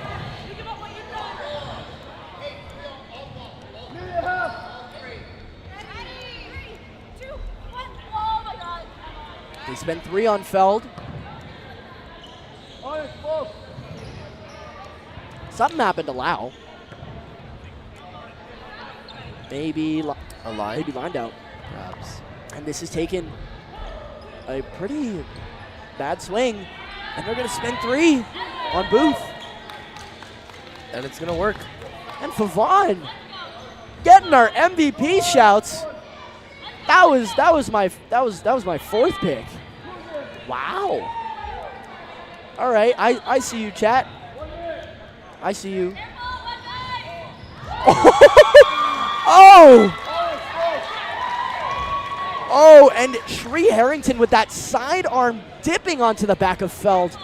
It's still in reach, 42 seconds left. Shree is known for catch. Oh. Oh. Commentator's curse. Oh. Oh. I just said she was known for catching. And Burleson put one straight into the pocket. Unfortunately, it just slipped out the bottom. Oh my. Very, very close. Oh, you can see me lean over to you and go, oh, on the stream, on the replay. I believe you did that to someone earlier this match as well. Jeffries, was it? You said so. Oh, you were gassing up Jeffries, and I was like, Jeffries is so good. And then she gets caught. Yeah. It's going to be a 2-point game. This is the last point of the match. Onyx need the point to tie the match up and send it into a 3 minutes overtime. Ooh, Lovey with a good throw on Cowie. Cowie's going to stay alive. Onyx need to keep their composure in this final 90-second point. Felds darts it in front of Jeffries. Jeffries going to return one. Blocked by the player in the Knockoff. insert jersey Gucci. name. Jersey. Insert jersey name. In the jersey. Cowie going for middle, doesn't find it. A tie is a win for Hooligans. 30 seconds. This is true. 30 seconds remaining. And it's going to be one. And Dixon connects. It's going to be a throw on Cowie. We're down to 20 seconds. And it is even players right now. It is 5-on-5 with 20 seconds remaining. Booth got hit. They need to Jeffries not be caught. Oh, finds the hit on Bob Rowe. Lovey is going to go for Cowie, but Burleson doesn't find it. They got to go. 7 seconds left. 5, 4, 3, 2, 1, and it's over. That is the game for Hooligans. And Hooligans have booked their ticket to the final. What a well-fought game by both Wow. teams, though, battling back and forth the entire game. Honestly, American classic. They go down a bunch and they crawl back a lot and bring it to a very, very close game. That's a very, very, very tight end to this game. Could have gone either way. Oh, absolutely. Even if you're looking at both teams coming out of the round robin, both their point differentials were similar. Both their win-loss were similar. Like, they're both two amazing teams coming into this, and it was a well-fought battle on both ends. Well fought and well said, Mitch. Thank you very much for joining us. Hooligans booking their ticket to the final of the women's division. It's going to be Onyx going to be playing for bronze. Up next on the stream court, we have a rematch between Hex and Maximum Glizzy. Maximum. Beautiful. I really team wonder name. how they Beautiful came up team with that team name. And so,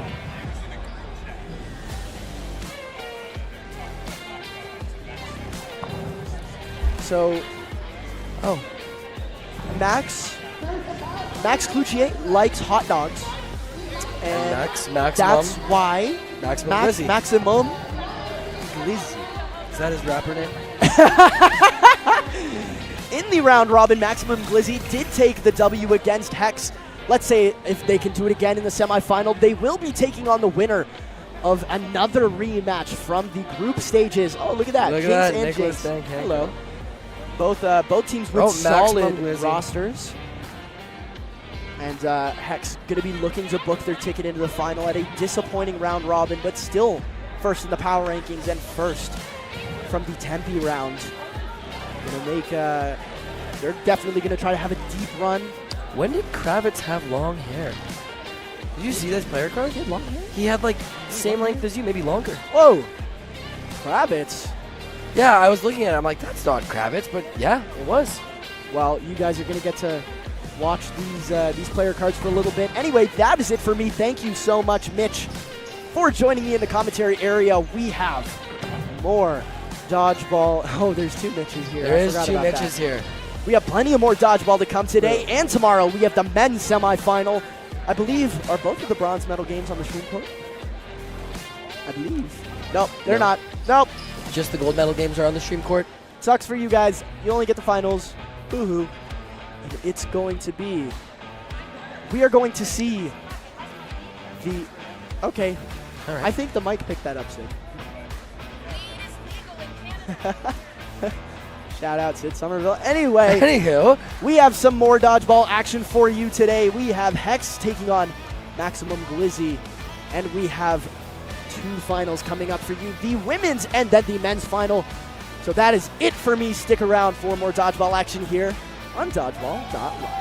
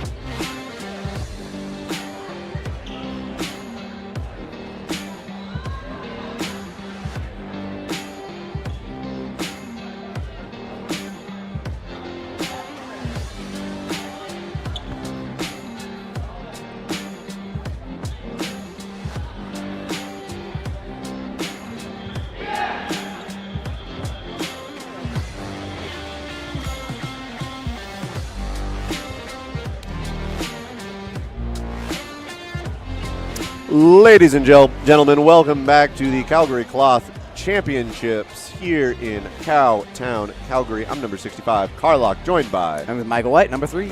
Hey, and we've got a semifinals, a men's semifinals cloth dodgeball game here for you today. It's going to be Hex versus Maximum Glizzy. Do we know where most of Maximum Glizzy is? I mean, obviously we got some international involvement with Sean Axel on the team. Yeah, well, we Tenny got out of New York, correct? Yeah, so we got Sean Axel, which is going to be Australia. We got Tim Wells and Tenny Tenerelli, which is going to be New York. Maxime Cloutier, I do believe he's from Toronto. No, he's from here. He's from here. He's Okay. from old Calgary. He is a native here in Calgary. Looking at the other members of the list, Kevin Brenner-Bourget and Dwayne Hoppenbauers, as well as Joel Kravitz. I do not know where those 3 individuals are from, but I do believe that they are Canadian. Interesting mix. Okay. Okay. Hoppenbauers is over in Edmonton. On the near side of the court, we're going to have Hex. We're going to have Aaron Felton, Pierce McKenna, Eric Jones, Justin Pine, Patrick Waters, Casey Moses, Marshall Winterbotham, and not listed, but gearing up and getting ready to get on the court is also Andrew Ketchum. This team also a little bit all over the place, but it's a little bit all over the place of the United States of America. Marshall and Patrick, I do believe, coming from California. Yep. Pine, also California. Yep. Pierce McKenna, homeboy from Georgia. He's from Atlanta, the ATL, where I was born and raised. Shout out to the Atlanta Dodgeball Club, where he trains with Shota and Aaron Goodwin and a bunch of other good guys down there. Felton, I think, is actually also California. I think a lot of these guys he's are also from, LA. and Moses is also California, is he not? Yep. Yep. Okay. I believe so, unless he's up in like San Jose or something. But He might be. And then Ketchum, of course, Cactus Dodgeball in Nevada. Actually, I might be mistaken. Arizona. Yeah, I was going to say, I think Moses is Arizona. He had moved out from Arizona for a while.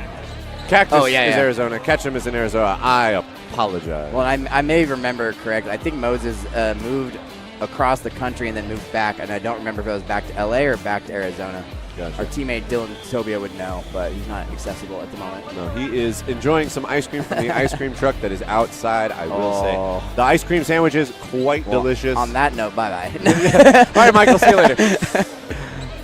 But I'm expecting a really great game. Hex has been making adjustments throughout the day. Some of these players do play with each other pretty regularly, but Pierce McKenna is a nice pickup, same as Patrick Waters and Marshall Winterbotham, who play for Protect Your Neck and Atlanta Threat, respectively. Yeah, it seemed like Hex had some high-low through the round robin, but we just matched up against him, and they squeaked by us. As much of a fight as we put up, they certainly earned it. There was a fantastic match over on court 2. I'm very happy and very honored that I got to experience that playing across the court from Hex, and I'm excited to see what they do here. But, I mean, we're talking about Hex a lot. We could also be talking about Maximum Glizzy.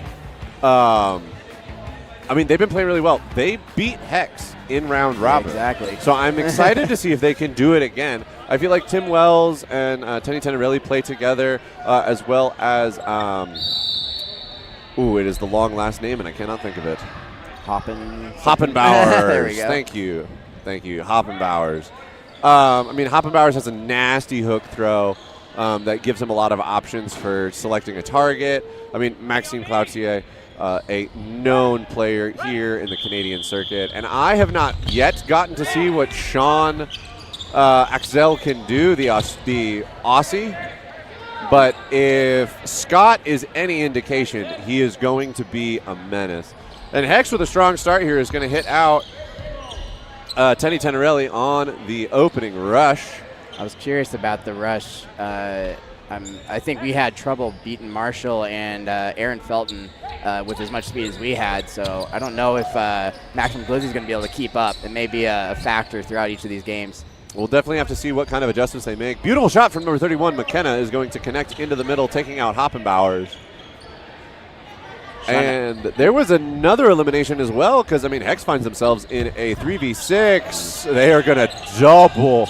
I think Hex just informed me of how they feel about Sean. They're going to take a 3-ball play, and they're going to double to get him off the court. Yeah, and Sean playing the corner, he's going to have to kind of apply pressure but without overextending himself because they don't want him on the court from the looks of it. There you go. Ketchum putting a lot of pressure. He's given the solo ball by Hex. He pressures up, takes a shot at Cloutier. Cloutier responds. He then gets a staggered double, and Wells and Cloutier are able to take out Ketchum. But it surrenders a lot of balls from Maximum Glizzy to Hex, and it's going to be Pyan that finds the connection onto Tim Wells, and Hex here in a very nice position, up 5 players to 1 with 2 minutes and 20 seconds left on the clock. My goodness, these eliminations are coming fast. And that is going to be a game in under 60 seconds, Mike. That opening rush, if you give Hex a lead, they know how to capitalize on it. We certainly had our trouble with them doing that today. Yes. I think the answer is likely in countering and or securing a catch, and it's getting to the point in the day where catching is getting easier because throwers are getting tired, so that may be what they lean into. I would agree. But yeah, definitely, it's like a lot of teams will talk about momentum from game to game. I feel like Hex just kind of has momentum from hit to hit. Oh, Wells doing what we just talked about. Wow. On Ketchum, too. That was crazy. Beautiful work, number 8.5. Oh, that's beautiful. That's my favorite player now. I'm sorry. With the 8.5. Yeah. Tim Wells rocking the 8.5, repping the old ball on his jersey. But that jump catch was beautiful. And Ketchum was. I mean, Hex had a really fast opening rush. They're able to get ball dominance early on, and they do give it to Ketchum to go take that kill. But the thing is if Ketchum is up there at the line alone, it's pretty obvious who's throwing, even if he's throwing hard. And like you said, I mean, arms are getting tired. Maybe it's coming out a few miles per hour, a few kilometers per hour slower, and it was just enough that Tim Wells is going to get his paws on it and squeeze it tight. And just the ability to place your ball in that last moment of your swing, it's easy to underestimate, right? Like you put all that force behind it, but if you don't control it all the way through your follow through, that's how the ball centers on a player like Tim Wells, and he knows it.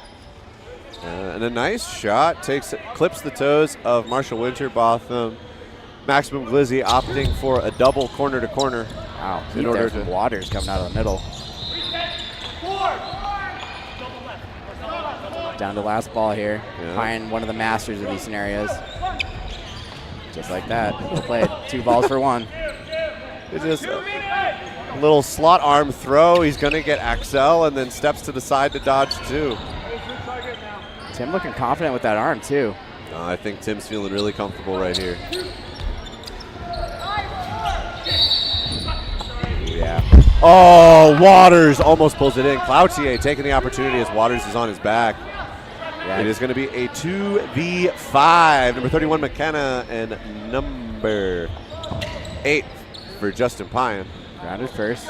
Nice throw there from Tenny Tenerelli. Yep, that's going to be ground and then toes. Pyan knows. Oh, unfortunate block into Tim Wells. That could be the beginning of a shift here. Yeah, no. That was a beautiful shot from McKenna. This is just an exchange of blows, pre-counters and counters and cross shots. McKenna, though, with that nice shot, does get the ricochet into Tim Wells, as you were saying. Play 2 has been called. They're going to double the right corner of Maximum Glizzy.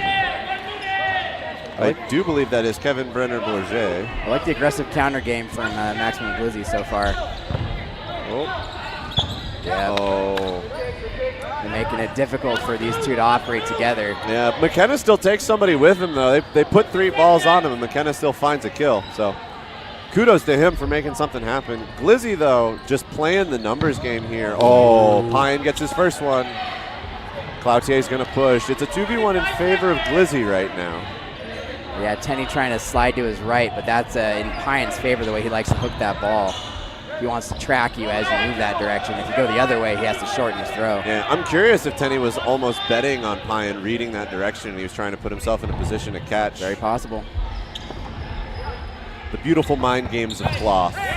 It'll be Cloutier over the top of Pyan's blocking ball, and Maximum Glizzy will get some points on the board. Yeah, he might have gotten away with one there, just for reeling those in when it comes to survives. But he caught him there. Well timed.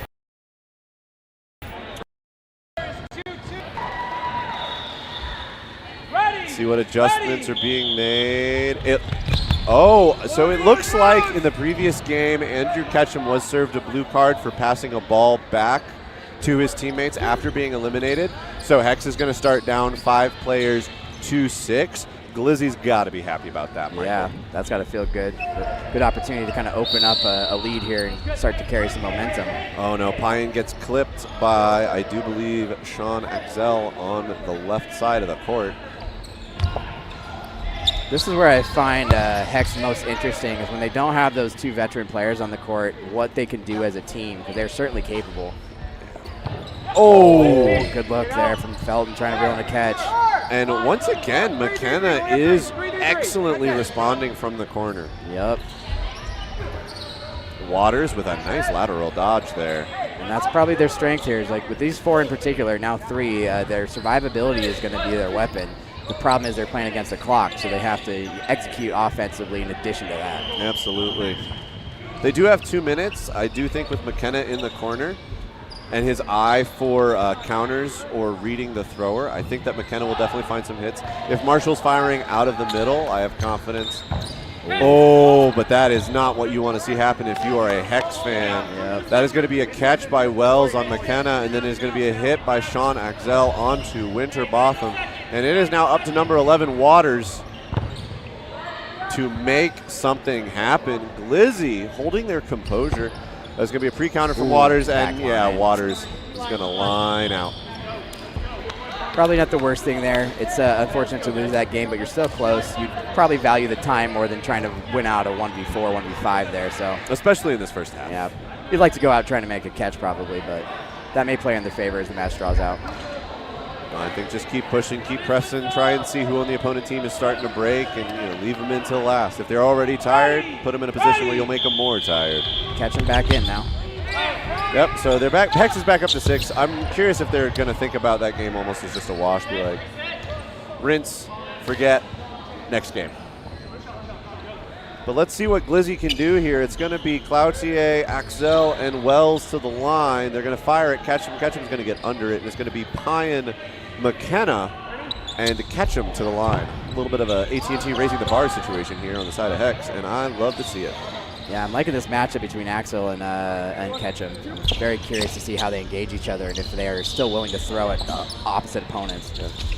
I really like Hex's decision to pull Waters out of the right corner and put McKenna in. I definitely noticed in our game, Waters was looking a little bit tired, and so our far corner in front of him kind of got some free shots where they wouldn't get punished. Versus McKenna still has a ton of energy, and I mean, you saw him, he ran down Cloutier and then took a shot at Wells. I think having that level of mobility to mirror the aggression that comes out of Ketchum is really going to help Hex find some hits. Yeah, and I do like switching them off too.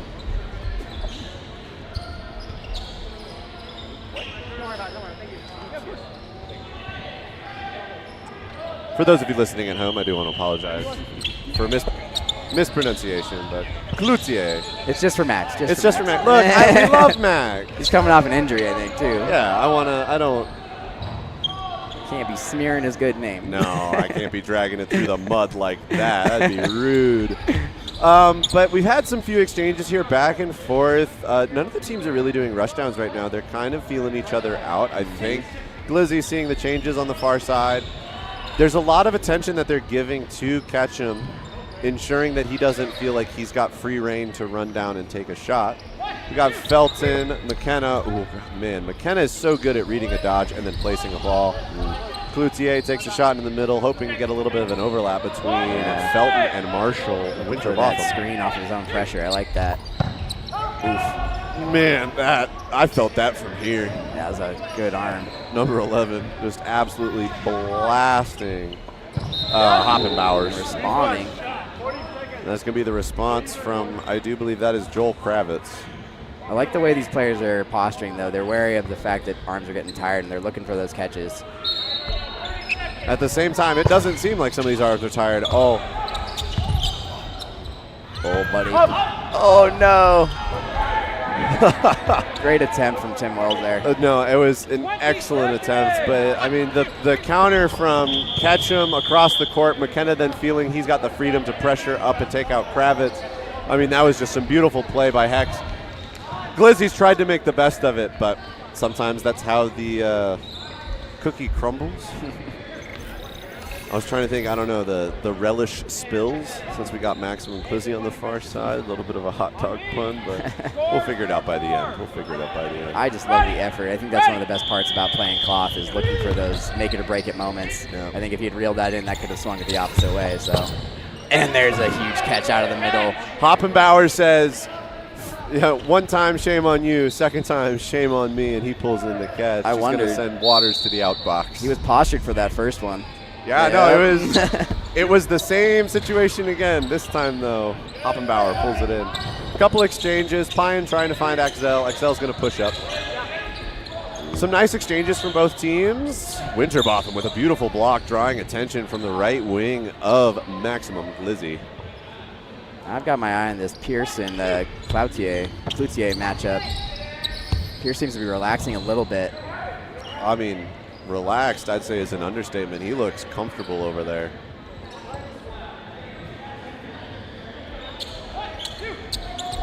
Ooh. Good defensive work there from Marshall. Winterbotham out of the middle. And I'd say that's probably one of the reasons McKenna feels comfortable on that side with Cloutier. Just because he knows that if he takes a shot, that his man in the middle is going to cover him. Yep. Hex showing some solid teamwork. They feel like their set plays, their 25-foot throws are getting them hits in this, so they keep going back to it. Some big pumps. Ketchum tries to find Axel. Axel's going to fire at Felton. Cloutier is going to take a cross court, and they're going to give Hex a 4-ball play. This is huge. What's the call? It is a double onto Cloutier. He's going to dodge one. He's going to catch McKenna. There was a shot at Ketchum. Ketchum, though, is going to block it out of the way. Winterbotham's going to slide over. It's now a 4-ball play for Maximum Glizzy. It is going to be a pre-counter from Ketchum. He's going to catch Axel. Waters is going to return to the court. It's going to be Tenny Tenerelli with a solo. Tenny Tenerelli with a catch onto Ketchum. And Maximum Glizzy back up to 6 players. 4-ball option. It's going to be Pyan with a pre-counter, and then he throws. Pyan is frustrated. What a recovery there from Tenerelli. I mean, that catch on Ketchum was beautiful, sliding to the left. And it is going to be Hoppenbauers that closes it out with a chest shot into Winterbotham, and Maximum Glizzy will once again take the lead, going up 6-4 with 7 minutes left in the first half of this semifinals. Great attempts there, going for those catches, though. Not wasting a lot of time trying to get back into that game, but unfortunately they can't win it. But they're still close. No, that was some beautiful play from both sides.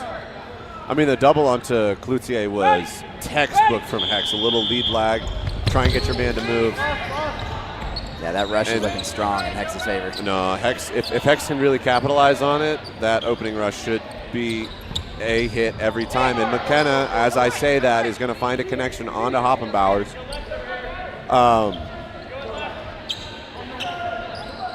4-ball play. Double out to Axel. He is going to hop up and onto the... No, it is Tim Wells that hops onto the line. Axel with a beautiful dodge.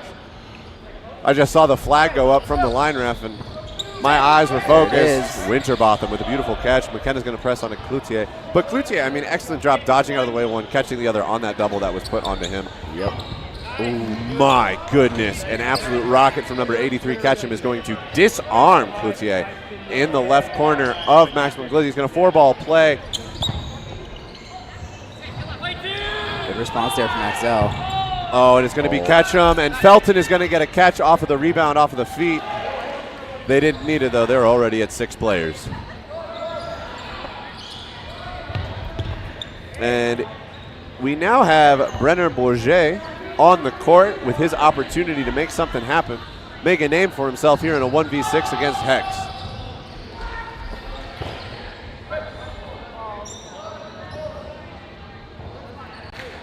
Ketchum is going to block it. It is going to be 3 to the line for Hex. There's going to be a pre-counter. Ketchum is going to get killed. It's going to be McKenna and Pyan.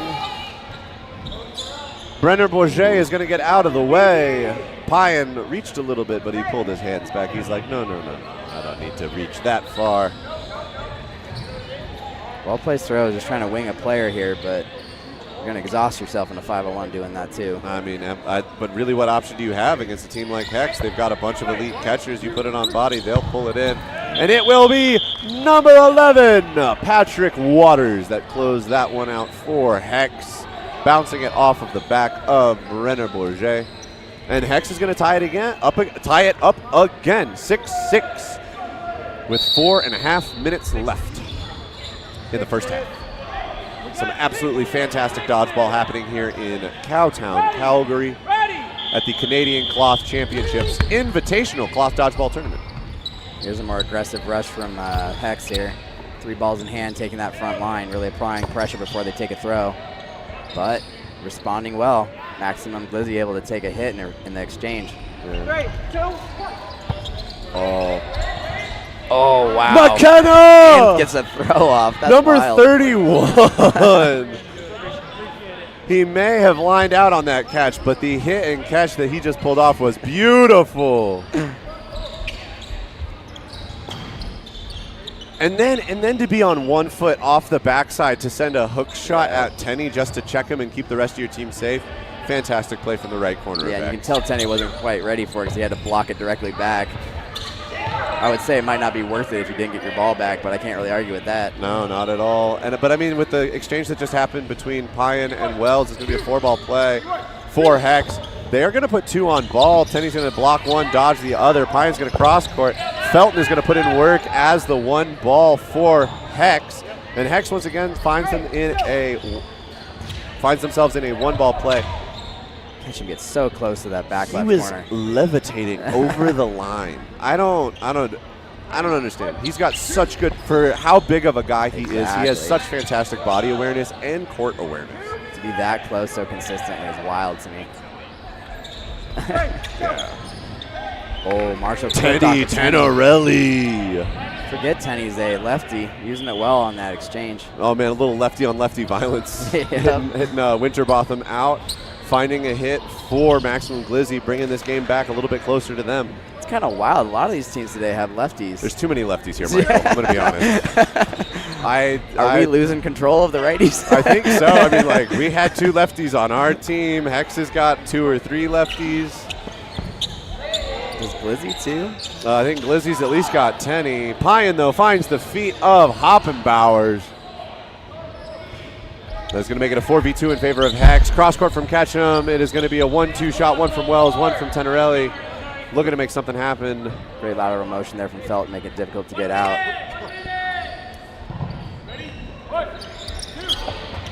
Ooh, well-placed ball from Waters, too. And it will be a 1-2-3 punch from 83-8 and 4. Ketchum, Payan, and Felton onto Wells to put Hex into the lead, 8-6 over Maximum Glizzy. Yeah, it feels like the momentum's kind of shifting towards Hex now. I think once they got that catch off of Marshall in the last set, they're starting to get some momentum building here. No, and I think they've also, I think there was a little bit of a chat between Payan and Ketchum. I think Ketchum was definitely taking some throws where he didn't have support from the team. Which, you're right, if you can read that, my goodness. We've got a speedy opening rush from Hex. They get the balls back. It's going to be Payan to Ketchum. Ketchum back to Payan. Payan takes a shot at XL. There's no casualties. It's going to be Ketchum with a catch. Payan's going to get hit in the crossfire. A little too much focus there on Ketchum. He demands it, but you got to respect it too. And you can't like, the stagger was just a little bit too wide. Yep. And that last ball, if you're going to throw a third at him, you know he's going to be ready for it. That's what he does. So you got to place it very respectfully. Your tendency is to just center it on him. So, man, Felton doing great to survive in the middle again. I mean, Felton number 4 has been a staple for Hex. He was a staple in Mexico City, playing out of the middle, and he does just a fantastic job of generating balls. Like, he's got a strong arm, he's got excellent catching, but I mean, one of the biggest things that he does is he's just impossible to hit, and he generates weapons and opportunities for his team. Yep. It's gonna be a catch by Waters, McKenna, I don't know. I have no idea. and Tenorelli. Waters got the catch, so Payan is definitely back in. The question now is the exchange between McKenna and Tenorelli on this right side. I think Hex with Ketchum is slowing down just enough that the rest of the team is being able to operate with him, and it's disguising his throws, and it is giving him more opportunities. And when you give an arm and you give hands like Ketchum has opportunities, it can be devastating. Cloutier threw the catch that Waters reeled in. Not sure what they were debating there other than just a potential hit on Tenerelli. I think the debate was, did Tenerelli also hit McKenna, because they threw at each other. Gotcha. That's going to be Pyan finding the feet of Axel. That is going to be, I think, Winterbotham or perhaps Waters finding the hit onto Hoppenbauers. Catch and out. It is a catch and out because Ketchum caught Hoppenbauers and Hoppenbauers caught Ketchum. Totally missed it.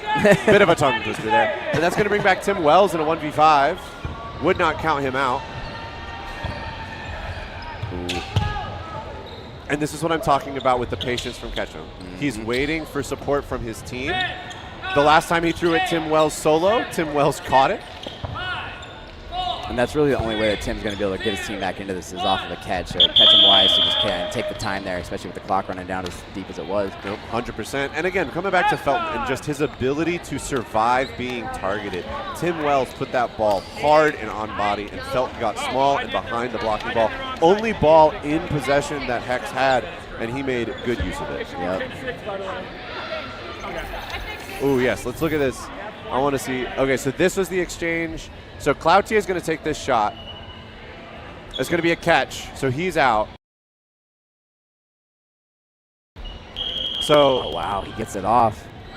I don't think I saw contact on that. No. So I think the question is Tenerelli is asking if he's out, but I do believe it is a trap, and for the rules, a trap is an out. So trap. Yeah, he's certainly out. an out there. Certainly an out. Pierce So doing well to move his feet in that throw stance to get out of the way. I mean, McKenna, number 31, has been doing a fantastic job out of the right corner for Hex and providing a lot of pressure. That entire side of Maximum Glizzy cannot feel comfortable because of the speed that McKenna can close on you with, and then his agility to get out of the way while still throwing at you. And he's had some really nasty shots throwing off of the back foot as he's backpedaling, and he can still put power into it. Yeah, and he's reeled in at least one catch that I remember off of that right side line before he took that hook throw you talked about. So, I mean, kind of doing everything. No, I think that was an excellent adjustment, switching him and Waters like you were saying earlier. No, I think letting Waters just eat out of the middle with power and then giving McKenna the opportunity to do rundowns is going to pay dividends to Hex. And, I mean, we see that right now in the score. It's 10-6 at halftime. And that can let teams forget that Waters is a lefty. So you kind of reshift that focus over to McKenna and then whoever's opposite corner to him. That allows Waters more opportunity offensively. Keep giving your opponent different looks so they don't get comfortable with what they're looking at. Ready. I'm interested to see what adjustments Maximum Glizzy is going to make. Winterbotham continuing to prove his supremacy, his dominance in the rush for the center ball. And then we are complimenting him on his speed. He's going to show us I'm not just running fast, I'm also throwing hard. He's going to take out Tim Wells, taking Hex up 6-5 over Maximum Glizzy. And now we're going to get a different view of the court. We're going to see a bit more of Maximum Glizzy and what they're planning to do. Maximum Glizzy. Ooh, Axel is going to get hit by Pyan, but there's going to be a nice response from Cloutier into Pyan. It's going to be catch him onto the toes of number 10, Tenny Tenerelli. Stand with me. I don't care if I die. Ooh. Hoppenbauer's trying to get those balls that are kind of just stranded up there, but it's going to be catch him that collects. It's going to be a 5-ball play. 1, 2. Oh, lined out. And it will be a line out for Hoppenbauers. He did dodge both of those. Yeah, it's tough to square up when you got players pressuring you from that distance, but it's kind of your only opportunity to make a play. If you turn away like that, you're just hoping. It's going to be Cloutier towards number 31, McKenna. Hex feeling very comfortable. They're up games right now. They're up players. It's going to be a double from Waters and from Ketchum. Oh, we've got a ball in the commentator's booth. Up, and it's up and over, and it is back to the side of Maximum Glizzy. 3 balls on their side. They've got 90 seconds left to make something happen. A lot of burden being placed onto Brenner Bourget and Cloutier. Yep. McKenna once again finds it, but he will line out. Oh, is the throw valid then? I think it seemed pretty deep on that line out. Dustin says that the throw is valid, and it's going to be a disarm. Waters disarming Cloutier. Must have just carried that back foot over after the throw. Yeah, I think it was just he stepped a little bit too far. I mean, it's one of those things of like, if you're going to get that close, just jump. Engage in a flight. a flight kill attempt. And if you get the hit, like, you're still alive even though you crossed the line. Do a little hop, skip, and a jump. All right, and we're off to the races once again. Winterbotham continuing. Wow. Not only is he getting there first, but his pass back is accurate. That ball went straight to the hands of McKenna. Yeah, got a nice hefty lob on it, just allowing his player to pick it out of the air and advance with it. And Brenner Bourget is going to be the first casualty of game number 10. Ketchum and McKenna both saw the opportunity.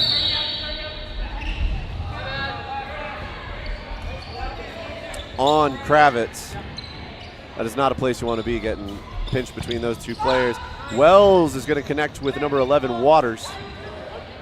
Yeah, Glizzy's showing their offensive capability as well here, evening it up. Absolutely. It is going to be McKenna into Tenorelli. Cloutier is going to take a shot that he thinks he sees. It is going to be Casey Moses that gets out of the way, and it's a 4-ball play for Hex, and it is going to be a double onto Cloutier. He is going to get clipped on the booty by, I do believe that was Casey Moses' ball. But, I mean, Hex is not missing a single one of the opportunities that Maximum Glizzy is giving them. Yeah, they look poised, and they look like they finally warmed up. Oh, big catch. Axel is going to make the catch on Casey Moses. Ketchum does respond at Axel, but it is just outside. And Maximum Glizzy have gotten themselves into a 3v3. This is a nice spot to be for them.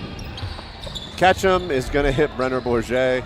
Yeah, you can't let Ketchum do that. You got to put a little pressure on him at least to allow your player some time to deal with that. As soon as he got his arm up in the air, the player was already reacting, and as soon as he saw that, knew he could hook it into him. Having such a long lever arm and being able to delay your release point is so powerful, particularly in cloth where a lot of people just have a very hard, fast, straight throw. Exactly, and that's why you got to take it away from him. A little pressure does that for you. Axel reading the cross from Ketchum. I like this look from Hex. Putting two of your most survivable players into the corners and then putting your absolute monster of a cannon in the middle. McKenna puts it in the dirt in front of Wells. Wells is going to find Ketchum. I'm curious if the plan there from Hex was for McKenna to dirt it and then try to lure Maximum Glizzy into a position where they felt comfortable to do a rundown. They now definitely do in a 2v2. There's only one ball in hand for Maximum Glizzy. McKenna is going to find Wells on the straight ahead, and it is going to be Sean Axel with a mountain to climb. Let's see if he can make it happen. Big throw at McKenna. He's got 20 seconds on the clock. Tough spot. They're not going to give you a catchable chance here. Nope. Ooh, Axel and McKenna exchanging. Both dodging out of the way. He needs a hit, but I don't think he's aware of the time. Yep. Get it off. Good try. Axel does look for the final option on McKenna, but McKenna is a seasoned player. He knows to keep his eyes up until the refs blow the whistle and step on the court. Hex is going to take that one by player count. I do think this is the first time that Maximum Glizzy has held Hex to the full 3 minutes. It was a bit more of a back and forth in the first half. I think Hex has made the appropriate adjustments coming into the second half. It's now up to Maximum Glizzy to make something happen. Well, Maximum Glizzy was riding off that catch from Sean Axel in that last set too, which helped, but you can't count on that every time. So they're going to have to do something a little bit more assertive as a team. No, they've actually switched corners. They've now paired Sean Axel with Pierce McKenna, and it's going to be Cloutier paired with Pyan. And that will be a catch by Waters. Excuse me. Or Casey Moses, thank you. My apologies, Wells. The big 8.5. Cloutier is going to press up after Casey Moses is eliminated. I like this look from Glizzy, making the adjustment to put Axel in front of McKenna, and a double is going to find Winterbotham, and Maximum Glizzy is going to tie this up 4 players to 4. Ready? 1, 2. In game number 11.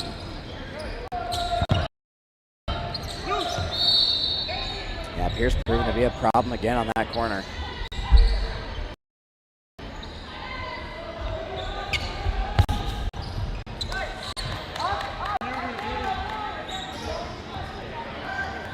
Ready? 1, 2. Pierce McKenna with a nice throw at Brenner Bourget. Bourget with a beautiful sliding dodge down into the left, gets out of the way. It's going to be Brenner Bourget at Patrick Waters. It is going to be McKenna at Brenner Bourget. Both of those players are going to dodge their respective throws. I'd like to see a little bit more activity from Pine off that opposite corner. McKenna's doing a great job of taking that space and really engaging. There it is. Pine's pushing up, gets the hit. Oh, but McKenna's countered. This is what I'm talking about. Sean XL, I do feel like is the response that Maximum Glizzy needs to deal with the menace that McKenna has become. Yeah, he's clearly a sharp thrower. Picking his moments very well.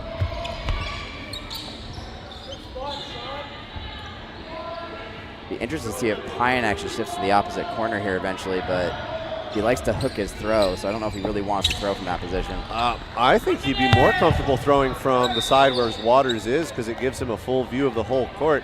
The other thing is Sean XL is just going to run Waters down and blast him in the chest. Mm-hmm. That could have been what happened to Pine, too. That was my concern. That's fair. We'll see what Pine can do here in this 1v3, although his opponents across the court are nobody to shake a stick at. There's that counter game from Pine. He knows how to get those balls off at the right time to posture for a catch. So hard to throw at, especially with a bigger ball. Yeah, no, XL putting it off body, putting balls back on the side of Hex for Bird.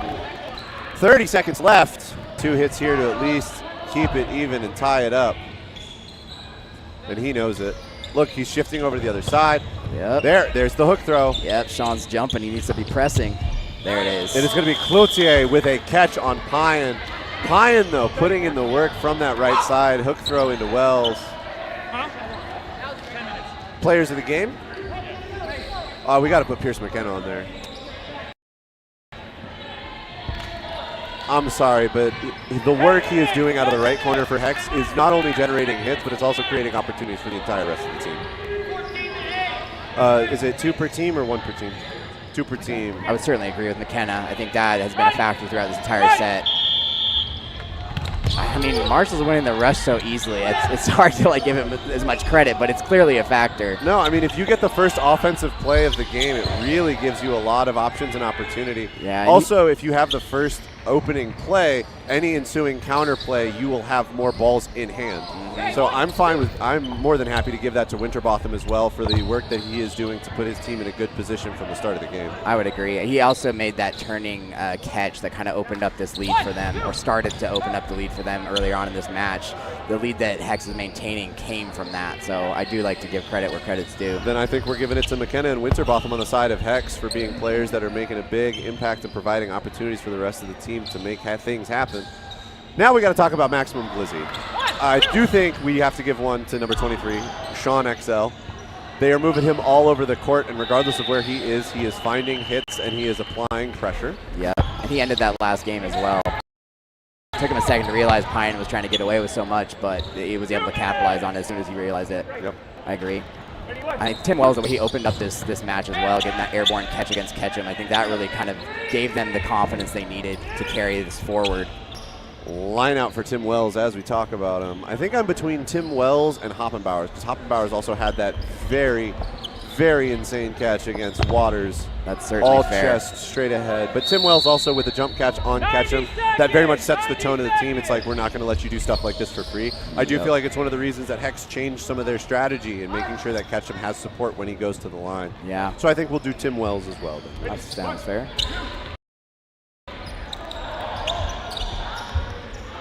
So for those of you at home, please go ahead and start voting for your player of the match. Oh, at 5 minutes. Ooh, Patrick Waters with beautiful catch, number 18. 1 minute. Ketchum with a solo throw at Kravitz.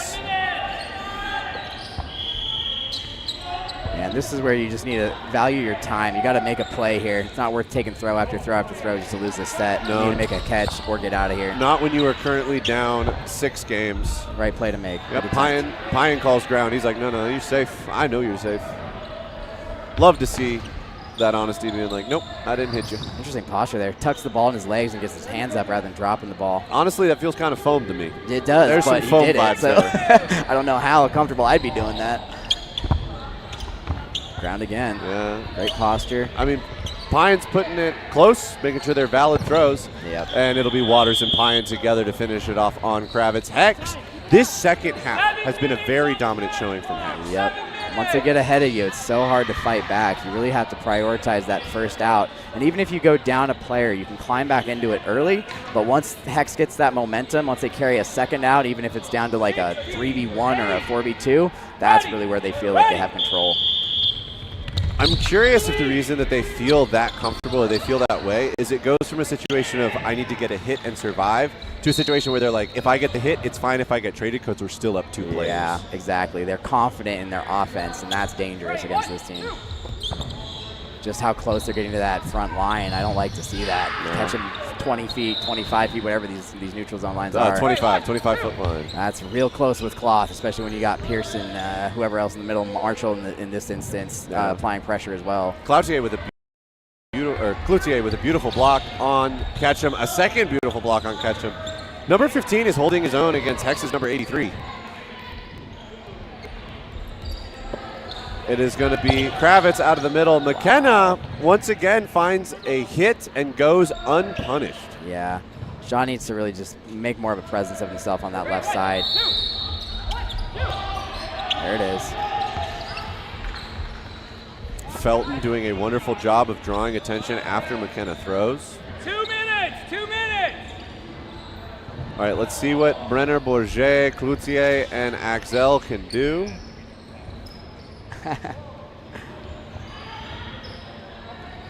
mean, we can give Ketchum a shout out as well. He was certainly in the back of my mind when we were talking about those most valuable players. He made some huge plays, got several catches. He's obviously an offensive menace at all times. It's hard to give him that credit all the time just because he usually gets it. No, but I do think it's one of those things of, and Cloutier is going to get a hit on Ketchum. Ketchum is a big threat. Maximum Glizzy is putting a lot of attention into Ketchum to neutralize him, to shut him down, to make sure that he's not able to do anything. So while he has had some very clutch catches, I don't think he's had the typical game impact that he can have, which means that the rest of the team has to pick it up. And I do think the reason that we're calling out Winterbotham and we're calling out McKenna is because Cloutier with an around the world between the legs catch on the ground. Beautifully done, number 15. But I think it's right. Winterbotham and McKenna are really picking up the space that is being generated because of the attention given to Ketchum. Those players are capitalizing on it. And I love to see that from Hex, right? They're not a one-trick pony. Oh, it's not just the Ketchum show. It is. Oh yeah, no, it was between the legs all the way around. Mitch is over here pulling some highlights for you at home. It's going to be the no look from number 15, Casey Moses, onto the number 15, Cloutier, and that is going to be the first hit that Moses needs if he's going to close this out. Oh, nice reel. Got his hands under that ball and scooped it up. Man, number 18, Brenner Bourget with a sliding catch. 2 beautiful catches from the side of Maximum Glizzy. Well, no, just to reiterate what you're saying, I absolutely agree. I think it's not to take any credit away from Ketchum. I think the opponent's making it difficult for him, and those teammates are stepping up. And that's really, it speaks to the teamwork that we're seeing from Hex. This isn't like a one-trick pony or a team dominated by one offensive player. They're playing very balanced, and Ketchum's creating that opportunity for them. By existing. Exactly, and that's what it is. He knows his presence and he's using it effectively. No, 100%. If he was to try to do more, I think he would actually be a lesser of a player right now. So I think it's just a balance across the board with Hex. So it's difficult to shout out any 1, 2, or 3 players on this team. I mean, Pyan's over there, and we're talking about 3 other players. Yeah, I mean, I am looking at the gentleman in the blue honeycomb, and they're playing some big games.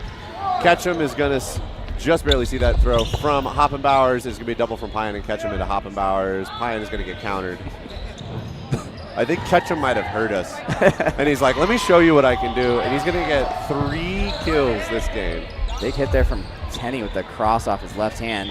No, that was a wonderful shot into number 11, Patrick Waters.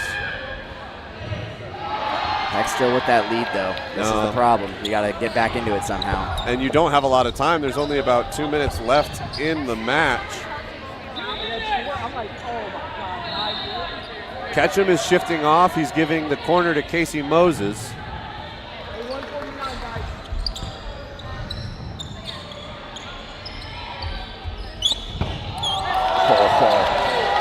And Marshall putting a stamp on that MVP now.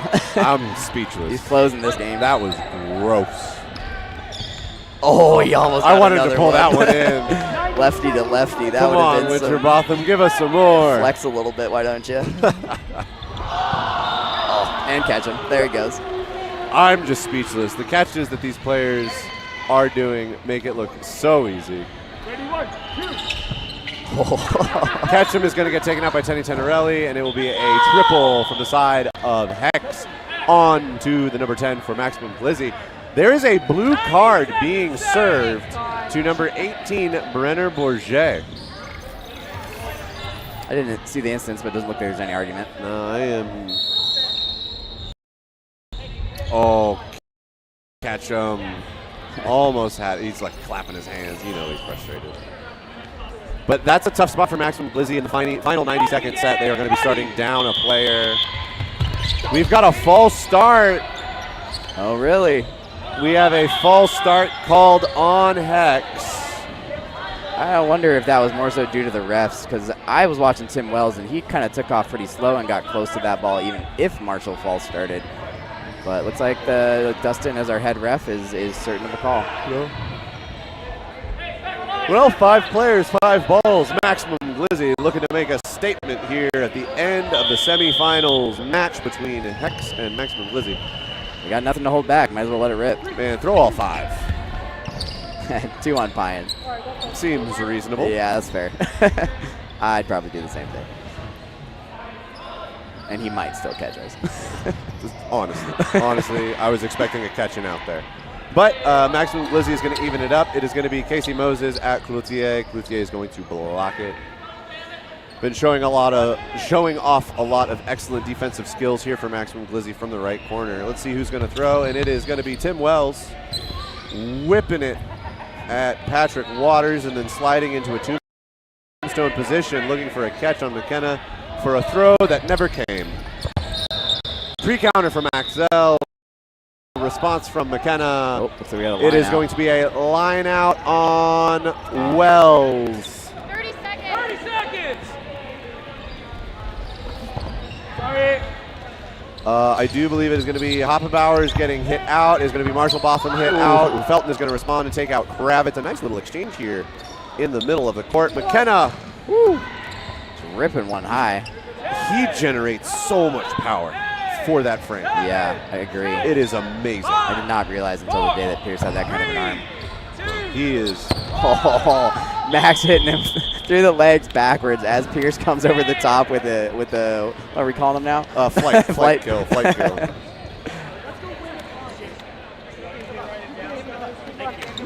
Are we allowed to say a suicide kill? I thought we couldn't say kill. All right, well, according to WDBF, that is a suicide play. McKenna normally would survive, but the football hike between the legs from Cloutier is going to take the kill. I didn't. Yeah, fly eagle, like we call it eagles. That's where we started. I don't know how we got all the way out there. Let's call it eagles.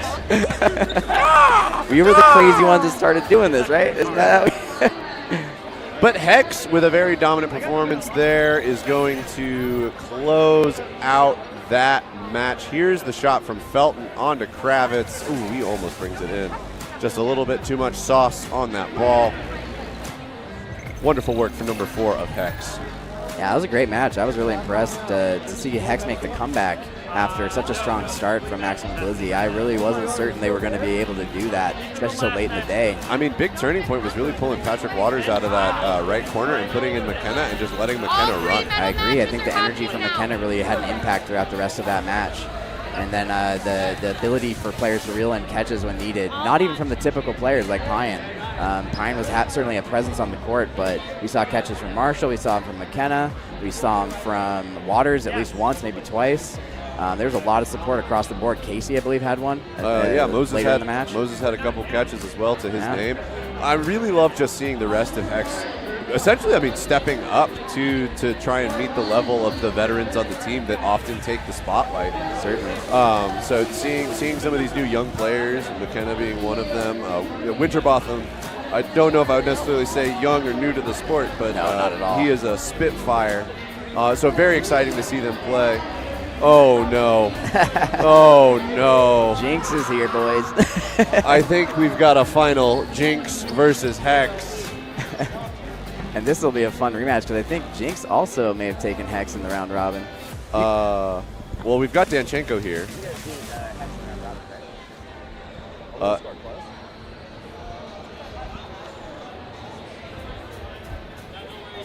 Gotcha. So it should prove to be a very exciting final. It should prove to be a very exciting final. Jinx versus Hex. Should be a shootout. We'll have the young Nick Danchenko going ham. We'll see if McKenna can continue his reign of terror. Nick's looking hungry, biting on the nets over here. Somebody get this man a sandwich. Danchenko is eating the nets. He's hungry. I don't know if it's for a sandwich or if it's for victory, but it's one of the two. This should be an interesting matchup. Jinx is kind of a weird mix of players, but they certainly play well together, and they have this kind of aggressive counter strategy that they've been able to adjust throughout the day from what I saw. No, they've got a strong lineup. They've got Nick Danchenko, Armando Valdez, Brandon Kelly. They've also got McCucci and Dustin McDougall, as well as the other Aussie. They do have Scott. Why can't I remember his last name? Dent. There you go, man. I feel like with how hard he throws, he's going to put a dent in somebody's skull. He's certainly competitive from what I've heard. I was listening to the API podcast. Shout out to them for putting out more content for us. I knew nothing about Scott Dent until that, and he certainly seems to be a driven personality. Likes to put in the work, likes to play well with his team and really commit to those teammates. Oh. Gotcha. Ladies and gentlemen, I've been number 65, Carlock. And this is Michael White, number 3. Don't go anywhere. We'll be right back with more fantastic dodgeball.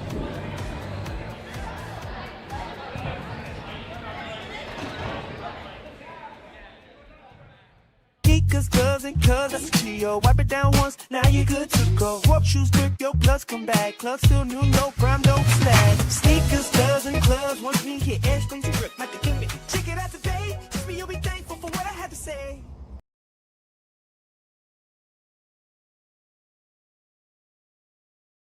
The thing we figured out is that rubber starts to degrade the second it gets set. You get it, it's already started to oxidize. The surface starts to break down. The rubber gets less flexible and it starts to pick up more dust and stuff. That's what we're all experiencing. We're trying to cope. What we figured out is that you can actually put stuff back into the rubber that makes it more flexible again and more spongy. So you were saying how you can feel the floor better. Yeah. That's because what we're doing is we're not adding anything to the surface. We're actually making the rubber more flexible. So that flexibility is what creates the tack. So we're not actually adding anything sticky to it.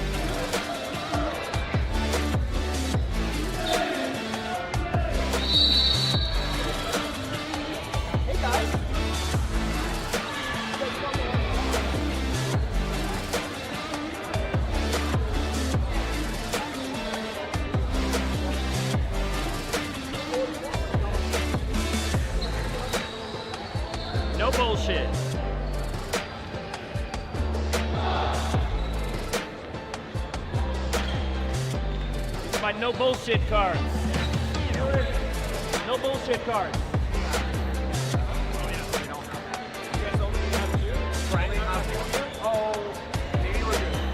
Yeah, I think they're together. We have 2 refs, line refs. Feedback. I've heard that some people do you count the play ball call a little fast. Like when I say play 5 or play 2, I'm like 5, 4. They think that's no, before that. Oh, like I'm calling it too fast. Yeah. So just be mindful. That's all. I didn't really notice much, but yeah. If it comes up, we'll talk about it and fix it. Maybe people should just stroke fast. Do you have a whistle? Thanks. Have that one then? Do you have one?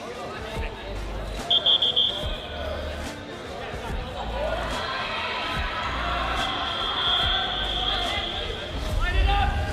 Guys and gals and non-binary pals, welcome back to the Canadian Cloth Championships here in Calgary, Canada. I'm number 65, Carlock, joined by Michael White, number 3. And we are off to the races here in the finals between Hex and Jinx. Looks like there's a little bit of miscommunication between the refs and the players, but it will be Hex once again. Winterbotham proving his dominance, wins the opening rush for the center ball in game 1.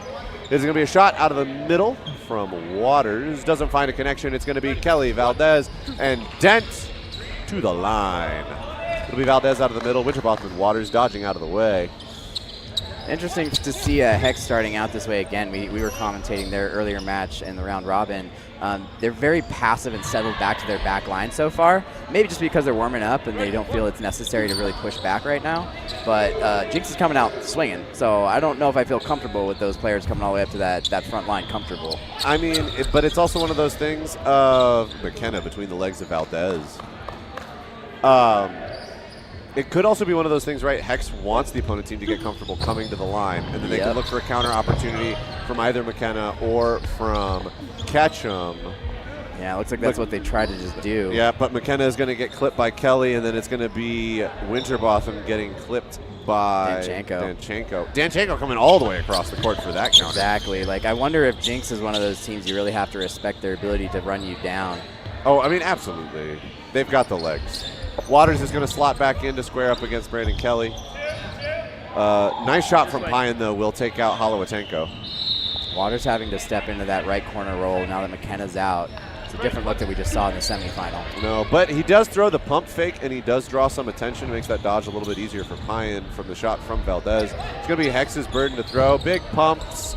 Ketchum is going to rocket one down at Danchenko. Danchenko is going to get small and down behind his ball.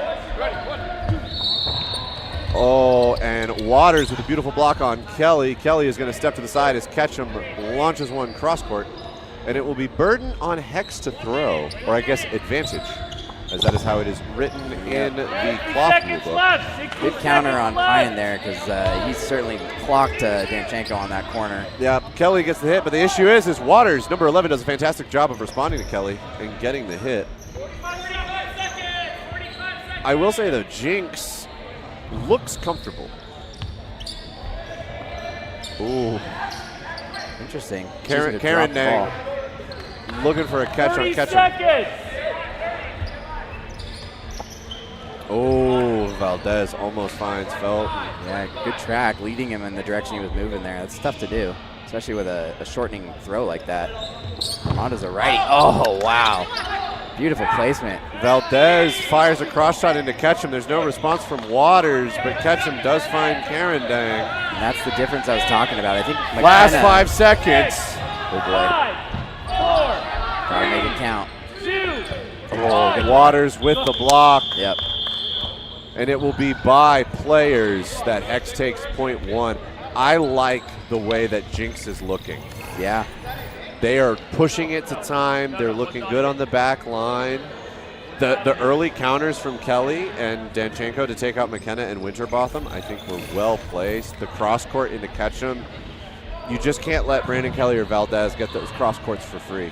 Yeah, I think McKenna will be able to put in some work here. He just needs to be a little bit more wary of the potential to be run down like that. No, I mean, it also might just be a situation of his look, right? He was playing against a lefty earlier against Maximum Glizzy, and now he's dealing with a righty. That ball's coming in from a different direction. Yep. It's minor, but it matters. Yep. Jinx is seceding the center ball, or I guess surrendering it. It's going to be Kelly at McKenna. It's going to bounce a little bit. Winterbotham tries to field it. Oh, McKenna with a solo throw will find number 70, Brandon Kelly. Kelly tried to pull it in, but unable to do so. Looks like it came from a bit more of a side slot than over the shoulder. I'd like to see that much power come out of his body using that. Nah, it's awesome to see.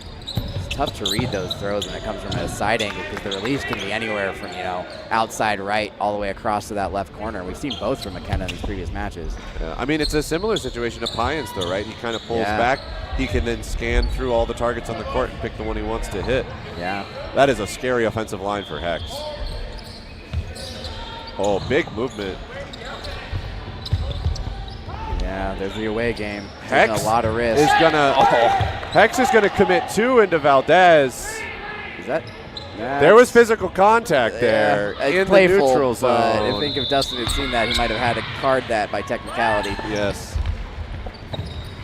Catch him with a second catch. Ooh, a little overcommitted there. Valdez taking advantage of it. Not certain what happened in the exchange. There is so much that has just occurred on the court. I'm sitting here speechless. Yeah, I believe they got it right. It looked like a clean trade to me. Just close. Pine calling that they are up 2 from the sidelines. 90 seconds on the clock. It's once again Valdez on his own trying to make something happen. Bit of a different look here, though. Ketchum, though, showing off his skills in that last one. Gets a catch on somebody out of the middle and then another catch straight ahead. Good combination play between the corners and Marshall and McKenna there. Making it very difficult for Valdez to be able to really do anything offensively. Wow. McKenna's looking good, guys. I think the problem is clear. That was gross. I think Jinx knows what they need to do. They just got to figure out how to do it. You just got to do it. They did it in that first set and still ended up losing the set in a 2-1. So, I mean, they know they're capable, but now that Hex understands what they're going to try to do, you run the risk of overexposing yourself. Yeah. This has been some good play by Hex. Definitely some stuff happening in the neutral zone that was definitely a little risky, a little scary. There were definitely some moments in there that might have been cardable. Yeah, that is. I don't think there is no contact there. There's separation between them, but there was contact between, I think, Ketchum and Halawatenko. Dustin was talking to the line rep. We're going to start now. Luckily, we are all friends here, and we're all just having fun. Surprised to see Danchenko is willing to go for that middle rush. I think he'd be pretty quick.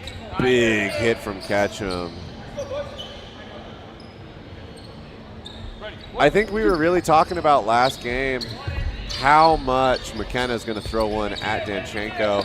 Oh, Kelly's going to go high, take out McKenna. But we were kind of talking about in the last game, Maximum Glizzy was putting a lot of attention into Ketchum and really shutting him down. And then it was, McKenna and Winterbotham. Huge catch from Garandang. Takes out number 11, Waters. Right, they were giving a lot of attention. Oh, Felton's going to get hit out by Danchenko.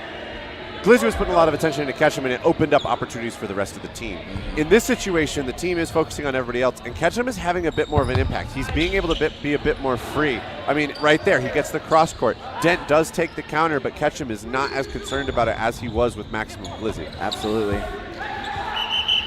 I wonder if Jinx is okay with that as long as they can get a lead like they did. If they can deal with a problem like McKenna off that early throw, they can kind of just play the tray game with Ketchum and sort of let him do what he wants without losing too many players.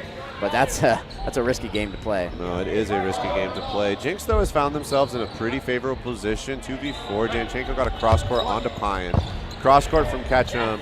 They're going to bet on Halawatenko, number 12, to take out the big threat in the left corner for Hex. And it's going to be Winterbotham in a 1v3 with 90 seconds on the clock. Let's see what number 7 can do here. Oh, good attempt. And it is going to be a 1-2 punch from Halawatenko and Danchenko, number 12 and number 23. To get Jinx 2 more points on the board. This is just brutal. Yeah, well executed from Jinx to be able to do that so effectively in motion. They didn't stop and reset. They were able to take the opportunity there. Marshall doing the right thing to try to make a catch in the moment, but that's tough to deal with. I mean, especially when there's 2 balls coming at you hard and fast. And once again, Jinx is going to surrender the center ball. It is going to be McKenna. My goodness. I like that aggressive rush from Hex. I'd like to see him use it more. Even when they were winning the rush consistently in the semifinal there, they weren't really using that. But I think that's actually one of their best weapons to get ahead. And like we said, Hex ahead is a dangerous team. No. They already opened this up 4-0 until that last set. So I'd like to see him really apply that pressure. Can agree. And Waters, number 11, looking beautiful out of the middle, is going to get a hard connection into Valdez and put themselves up 3 players to 5. Winterbotham gets under the shot from Kelly. Getting nice and low there. We already saw McKenna get popped high off the jump, so Marshall recognizing what's necessary to survive. Oh, Dent with a beautiful jump and block to get over Ketchum's ball. Pressures up, pumps at Winterbotham, and then takes the shot into Ketchum. Finds the kill. And it's going to be Danchenko into number 7, Winterbotham, reading the dodge and following along, hitting that moving target. Jinx now up 5 players to 4. Going to be McKenna off the shoulder of Kelly. He's going to even it up for Hex. Danchenko sliding over to their left corner now. It's a bit of a different look we've seen so far. I'm curious to see how Danchenko and McKenna pair up. Waters read that one from start to finish. Yeah, looks a little reactive there. It would have been better to kind of step back and resettle yourselves. You were still in that game up until that last play. Now it's going to get tough. Yeah, Ketchum's back in. They know they need Dent. It's going to be the forearm from Pyan. Danchenko took the trade into Waters. McKenna took the trade into Danchenko. We've already seen a big catch here from, I believe this player's name is, starts with a K? This is Karen Dang. Karen Dang, thank you. Yes. Saw a big catch to open one of those last sets that they got the win from, I believe. Normally plays for Daffo in British Columbia, an excellent cloth player. He's got lots of skills and good leadership. So, and that is going to be a beautifully placed ball by Ketchum to take out Karen Dang and take Hex up 6-2 over Jinx. We got that 4-point lead back, so like I was saying, I'd love to see Hex really just be aggressive. Use that opening rush and really put pressure on Jinx. If they can get that one or first 2 players out, Hex is going to be trouble. So I'd like to see them use that to their advantage while they have that opportunity to take a little risk. Yeah. Now the question is, do you keep having McKenna be the one to take this shot? He took it before. It is this time going to be 1 pump, 2 pumps, and it is McKenna once again. Yeah, a little slow that time. Didn't really look like Jinx was phased by it at all. No, I think Hex was just trying to suss something out. That is a big pop-up to take out Ketchum. Dent feeling comfortable in his corner. McKenna! I saw that one coming. I saw that coming a mile away. Brandon Kelly, he bet on his arm. McKenna bet on his hands. Yeah, he stopped and thought about it. I think that kind of gave McKenna the read and realized he just had to get small and into that back line, get his hands up, and was able to reel that in pretty easily. That is a hard hit from Danchenko into Winterbotham. Oh, Danchenko's reaching. McKenna's going to find the hit. Dent fires into the cluster over here that kind of stacked up on each other as they were dodging for Hex. We got ourselves a 4v4. My apologies, McKenna wants to correct me. We've got ourselves a 4v3. Fix that real quick.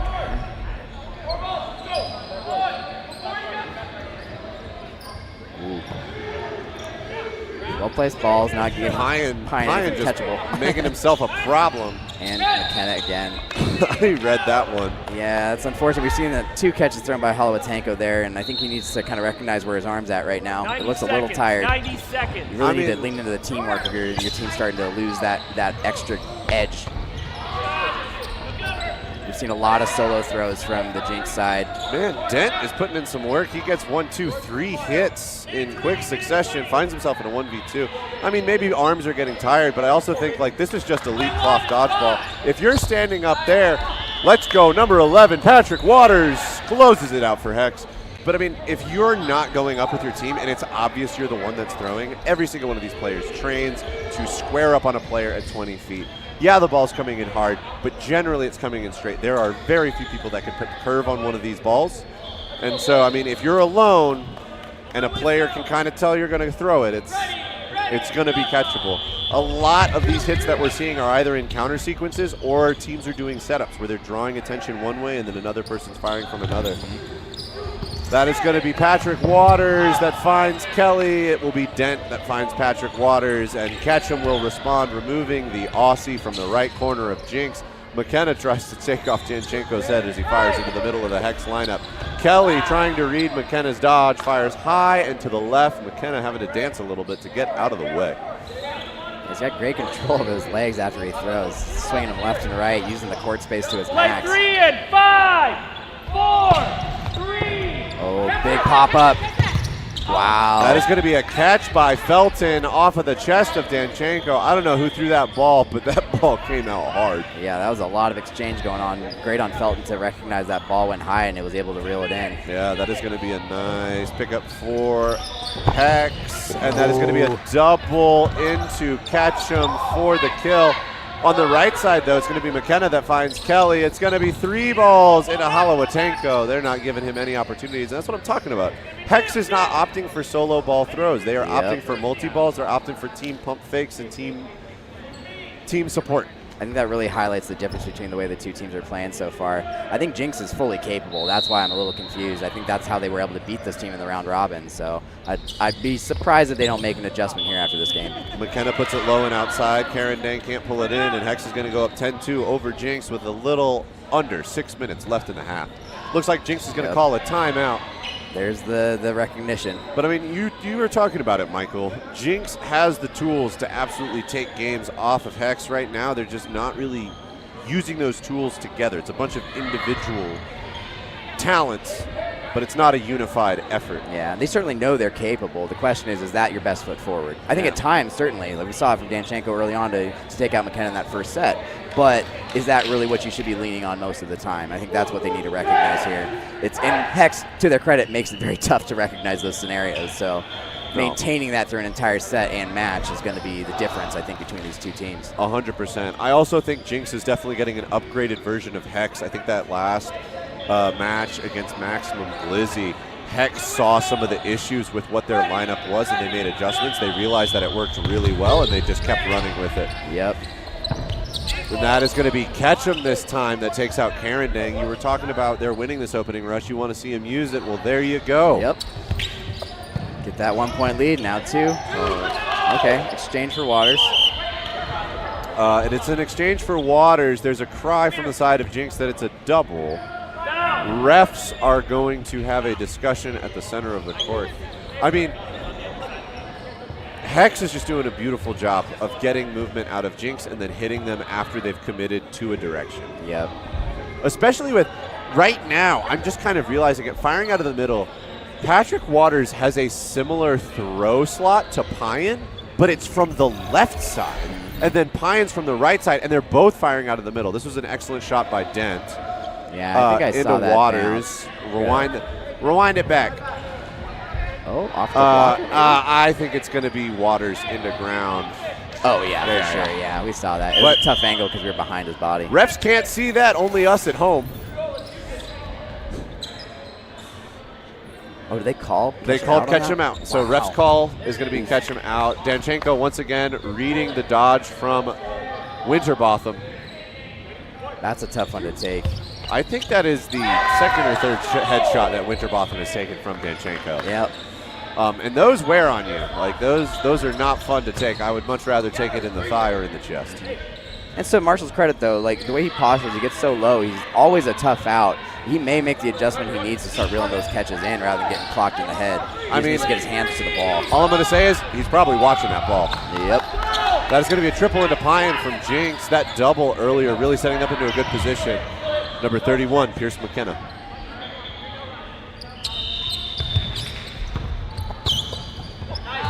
Great crash from Jinx there. That was going to get a 1-2 punch. That was a great way to close that quickly. They could have easily just won that game by time, but they didn't need to. I mean, they understand it's the first half, and they kind of do need to start getting points on the board. 20 minutes is a lot of time in the second half, but yeah, anything past a 3-game lead, and I'm pretty wary. Yeah, you want to start closing that gap. And I mean, that's just what they did. They got 2 more points on the board. It's 4-10 in favor of Hex. Once again, they win. We have an aggressive Great lateral motion from the Jinx side there, really being mobile out or mobile targets. No, absolutely. And then Dent with some beautiful hops gets up, gets the balls low, and blocks that shot from Ketchum. Waters looking for a connection there, fires it high. Ketchum is going to fire one at Dent. Dent really looks focused in on that matchup with Ketchum right now. I think Dent really understands that. I think he's probably of the mindset that if he can get Ketchum off the court and he can win that corner-to-corner matchup, then he opens up a lot more opportunities for himself, because Ketchum has always been taking the counters on Dent if Dent releases his ball. McKenna with another one is going to take out Brandon Kelly. Kelly, frustrated at himself, feels like he should have been able to pull that one in. Yeah, Jinx just looks like they're willing to sell out for the catch, which I don't necessarily fault, but I think you need to create better opportunities to make that play. I'd like to see just a little bit of pressure to distract those throwers. When you've got Ketchum up on the left corner, Pine out of the middle, Pierce operating on the right, like there's a lot of pressure in your team to actually make a play there, and it's looking like Jinx is falling apart because of that. I mean, Denchenko is pressuring alone right now. Dent doesn't have a ball to support him. That's that lack of teamwork we were talking about. I admire him trying to create the opportunity, but that's tough to do against this team. No, I'd like to see Jinx just calm down a little bit on the counters. Big pop-up catch again. Just could swing it. Oh. So the discussion here, again, cloth dodgeball, if you get hit, the only ball that you can attempt to make a play on is catching the ball that hit you. So if Karandang is hit before he secures the catch is no good. So the question is Felton still in or not? Right. Refs will discuss in the middle. But I would like to see Jinx relax on the back line a little bit, collect balls, and come up together. Exactly. Like, just keep it simple. Kind of get yourself back to a foundation like that, and then you can learn to operate based on how that goes. Okay, so Felton's out on the hit. I mean, so unfortunately, once again, for those of you watching at home, we do have the benefit of Instant replay. Actually, now that I'm thinking about it, here in the finals, each team has one challenge. I believe they do. Exactly. Do the captains even know? I don't know if we've reminded these teams that was an option, but it was put out in the last day or so. Yeah, it looks. Yeah. No, so, but those of you, for the benefit of those of you at home, we do have instant replay. The refs do not have access to it, so they are doing their best to make the correct call out on the court. I mean, in my opinion, that looked like an out even in foam. That looked like the ball that hit Karandang died even before he made the secured catch of the pop-up, which is, I do believe, what the refs called on the court. So kudos to them for having sharp eagle-like eyes. McKenna's going to fire low. Valdez with a beautiful block is going to keep it off of his feet. It's going to be Denton Valdez, 3 balls, burden to throw, cross shot towards Waters. Waters gets down and out of the way. Heck's just taking their time now. They know have a commanding lead. They just have to control this point. Oh, and it is going to be Valdez with a cross shot. Ketchum gets out of the way. Dent's going to pressure up. He's going to take a shot at Waters. McKenna takes a shot at Valdez. It is going to hit the ground before it finds its target. We're down to 15 seconds in this game. I mean, at this point, Hex just has to survive. McKenna rips one high at Valdez. Ketchum is going to take out Dent. 5, 4, 3, 2, 1.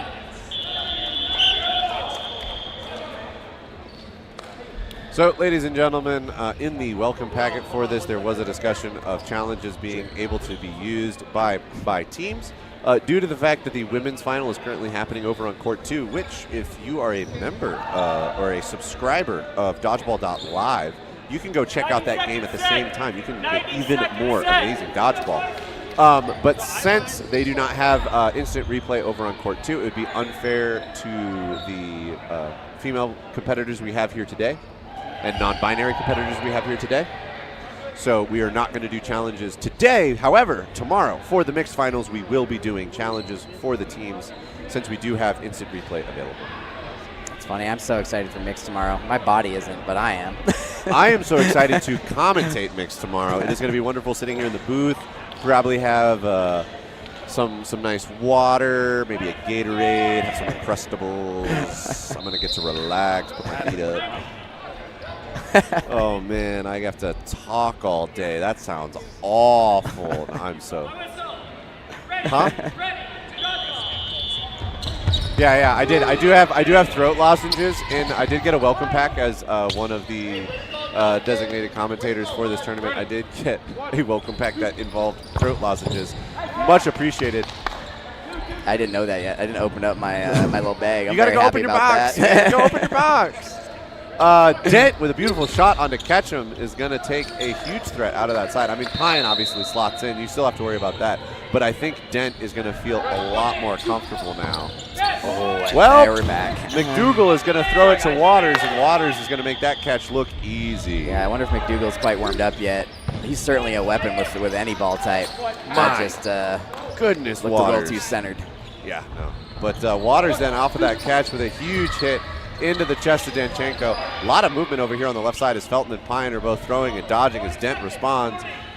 Ketchum now operating out of the middle.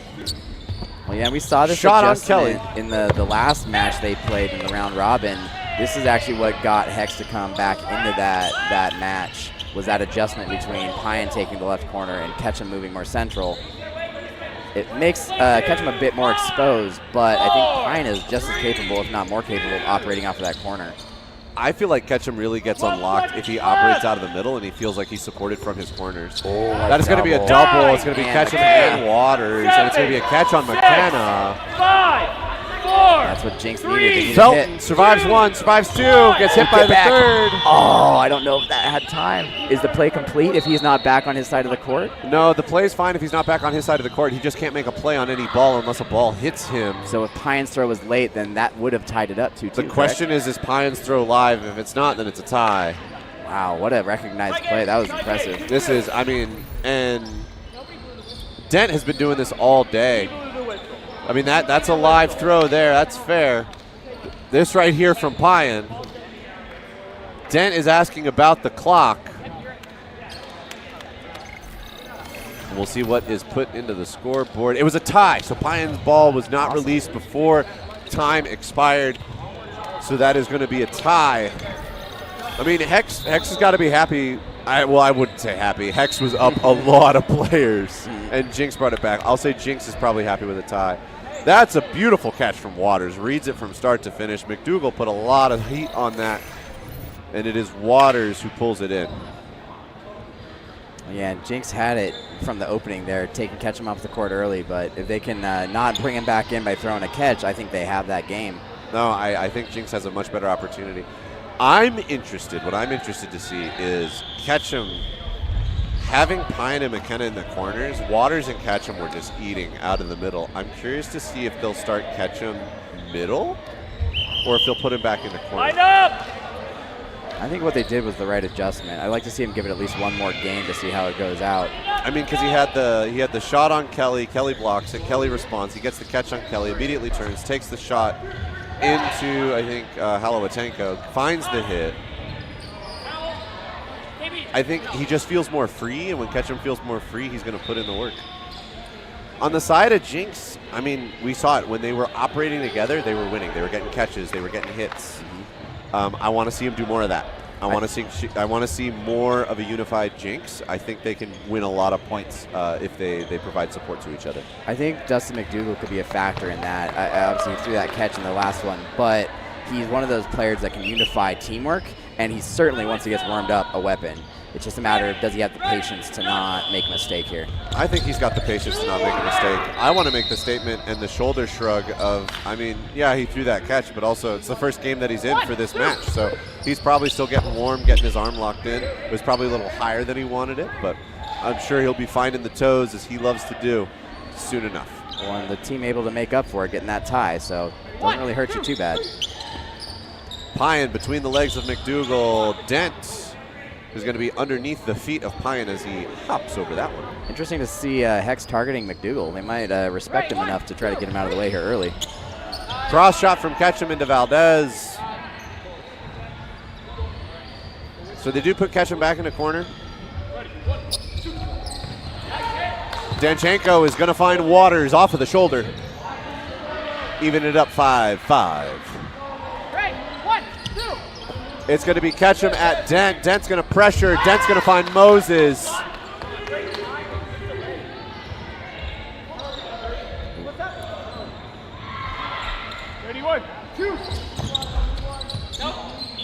That is going to be a 1-2 punch from Pierce McKenna off of McDougal into Kelly, back to McDougal.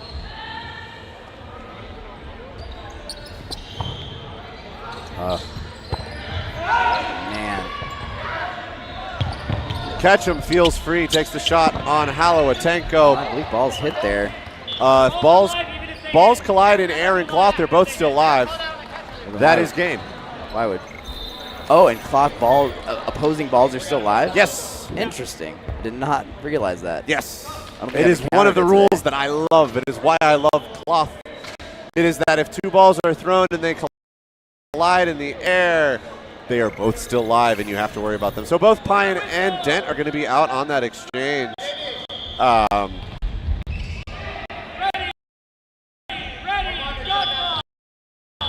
If you have not read the 2026 WDBF rules, please do. It is a riveting read. It is 36 pages. Yeah, not me. Michael. I'm going to pick that thing apart. And Danchenko finds Winterbotham again. Dent is going to find Ketchum. Ketchum playing pretty free out there now. With that lead, he's pretty comfortable taking some risk, and that makes him dangerous. Absolutely. It is going to be a double from McKenna and Moses at Danchenko. Danchenko dances out of the way. Looks like our eyes on our stream may have realized that there was a yellow card issued to Pine, but I didn't see it happen. I don't know what would have caused it. Yeah, no, he's on the court, so if Pine's on the court, there's no way there's a yellow card.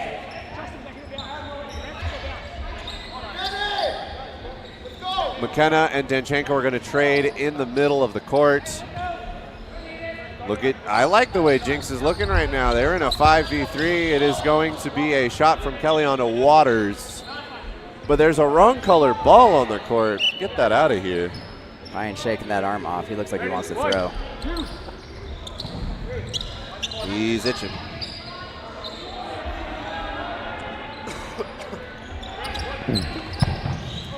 That's going to be a 1-2 punch. It'll be Kelly for Waters on the far side of the court. Jinx is happy with a 1-for-1 trade because they are still up. This is a 4v2. Dent with some good pumps. Pine's going to put it low. That's what I like to see from Dent. Just keep Pine irritated. Don't let him get comfortable throwing what he can throw. Oh, it is going to be a two-goal and Halowatenko. I mean, Hex is fine to run the time at this point. They're just about at a minute. Yeah. Dent with some ups right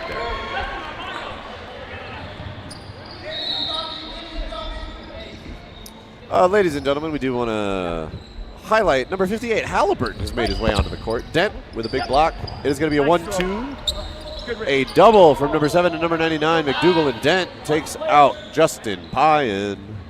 I'm curious to see if they can close this quickly and save themselves 30 seconds on this match clock, because it may be critical as this drags out. I mean, every second matters at this point, Michael. This is where the teamwork comes in, though. You got to be able to put two balls on target in order to hit a guy like Casey Moses. What are we thinking? Are we thinking it's Dent and McDougal, or is it going to be Dent and Halowatenko? I think they're throwing across. It's all three. Yep. As soon as Moses released that ball, it was all three. Able to save about 15 seconds there. That could matter later. Yeah, here's that finishing blow right here. Yep, and they're like everybody. It'll be McDougal and Dent that both find a connection to take out Moses. Score now, 15 for Hex, 7 for Jinx. A little under 15 minutes left in the second half of the finals here at the Calgary Canadian Cloth Championships. Or I guess it's the Canadian Cloth Championships in Calgary. That's what it is. Being renamed. Well, that's not what it is this weekend. Soon it will be the Continental Cloth Championships. Well, yeah, we've already got some international presence at this tournament, so I'll be very curious to see what we get into next year. We're talking about Australians, we're talking about Americans, we're talking about Canadians. Honestly, a little bit surprised with Jinx that I'm not seeing some of the boys from Northern Ireland out here playing today. Yeah. McDougal gets his mitts on that one and pulls it back. This is the first time I've seen Winterbotham lose an opening rush. Oh, into the knees. Number 7, McDougal finds his first connection. Winterbotham wishing he had caught that one. That one was high and in the pocket. Well, a good read there from McDougal. Oh, wow. And Kelly with a catch. Catching out. That's going to be Waters and McKenna simultaneously taken out. It's going to be 4 balls on the side of Jinx. They're coming to the line. Big pressure. It's going to be a double into Ketchum. He'll trade at least for Dent. But it is now 4 balls on the side of Jinx. I think Jinx has found their lineup. Yep. Harwood-Tanker had me nervous there. Patient enough not to throw a ball at Felton on his own. But now, I mean, Felton's given the 4th ball to Jinx. They've got a 4-ball play and 4 players. Oh, there's the catch from Felton. It is going to be did he drop it? No, catching out. He slid out of the court boundary, so he's out. Halawatanko will be taken out there. Felton making the best of a bad situation. Winterbotham looking for something. McDougal gets him to drop, and McDougal will find the 2nd hit on Winterbotham for this game. Number 7 making sure that his opponent, number 7, stays off the court. Yeah, Marshall came in pretty hot there. I think he dropped the ball a little too high up the court. He'd probably take that back. My goodness, that was close to Halliburton's shoulder. He just gets out of the way after that block. Jinx again probably wants to close this quick to try and save time. Halliburton with a block on Payan. And it will be Danchenko that finds the closing hit. Jinx takes another 2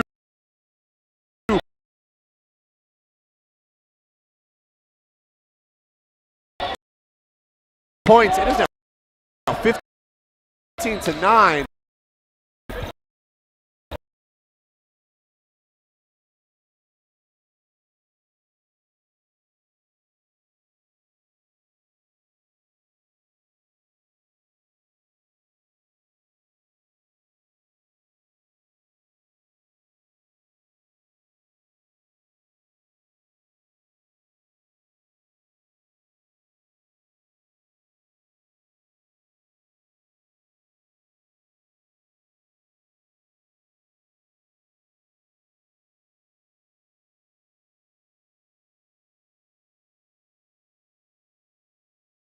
That can, you can't underestimate that factor. Now we're talking about players. Michael, should we start thinking about our players of the game that the folks at home can vote on? Absolutely. Man. I think, first off, number 99, Dent, he's been in every game. He's holding down the corner against Ketchum. He has made some very clutch plays, some clutch kills.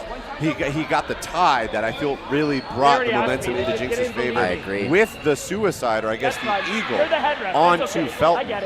So I want to give 99 his flowers as he should receive them. Yes, I think certainly. on the side of Hex, my other vote is going to go to Ketchum.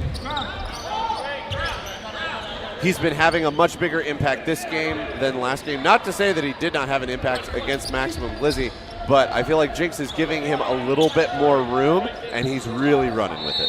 So those are going to be my 2 nominations for player of the match. Sorry, what was that? Ketchum and Dent. Those are my 2. And, okay, gotcha. I'll let you have your 2 as well. I certainly don't disagree with that. I think Ketchum has certainly been a factor in this one. We haven't quite seen the same presence from Marshall, but I would probably nominate Pierce again. I think McKenna's really carried a lot of the weight for this team, and that's not to not highlight the contributions from guys like Waters and Felton and certainly Payan, but I think Pierce has been a consistent presence through the semifinals and finals now. From the Jinx side, man, the teamwork factor, it's hard for me not to give it to McDougal since he hasn't played that much.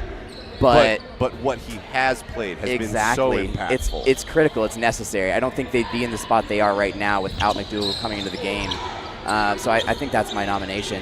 I'd certainly give Danchenko a shout out there, and honestly, Kelly has put in some work too. So not to take credit away from those players, but I think McDougal has been the X factor that Jinx needed. Sounds good. So we've got our 4 players for those of you at home to vote on. We've got Ketchum, we've got Dent, we've got McDougal, and we've got McKenna. And it's going to be a double from Ketchum and Felton that is going to clip number 99 Dent on the foot. They're hunting for that boy. It'll be 3 balls on the side of Jinx.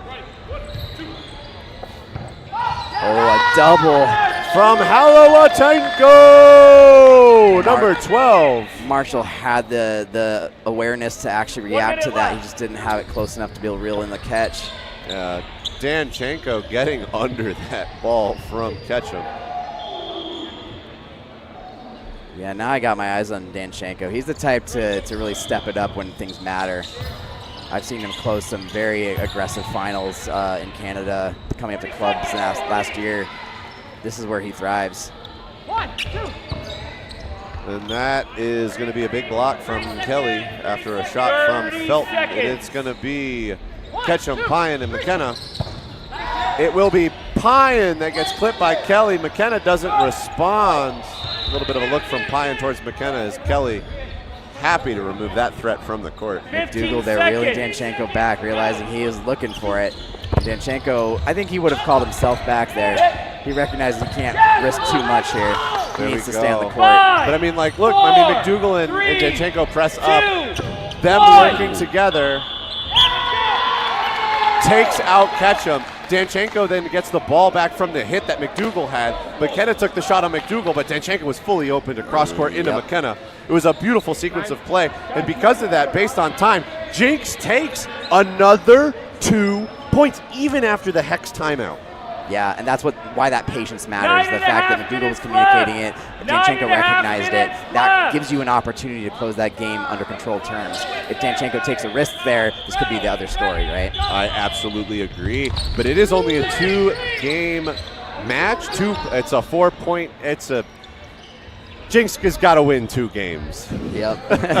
They're still fighting the clock here, but they're capable. They're showing it. I mean, they're fighting the clock, but the clock's at 9 minutes. Hex is not in the comfortable position they were just 6 minutes ago. Absolutely. Danchenko's going to find Felton. Dent. Ketchum's out on the corner, too. Yeah, Dent taking out Ketchum. I mean, this is why I nominated number 99. He's removing one of the big arms and big tools that Hex has on that side of the court. It's going to be Kelly straight ahead at McKenna. Danchenko checks McKenna. It is an exchange of throws, but no blows found. Off the court. And on the far side, Pyan's going to find Dent. I've been impressed with how Dent has handled Pyan as a matchup he's probably not that familiar with. He is certainly a handful, and Pyan's proven it now. Oh, there's a ball in the commentator's booth. Waters threw it through the net. These players having this much energy and still this much power this late in the day is a true testament and a feat of strength for all of them. It's going to be Dustin McDougal at Winterbotham. Not going to find the connection. McKenna's going to press up and be able to connect with Kelly. It is a 4v4, ladies and gentlemen.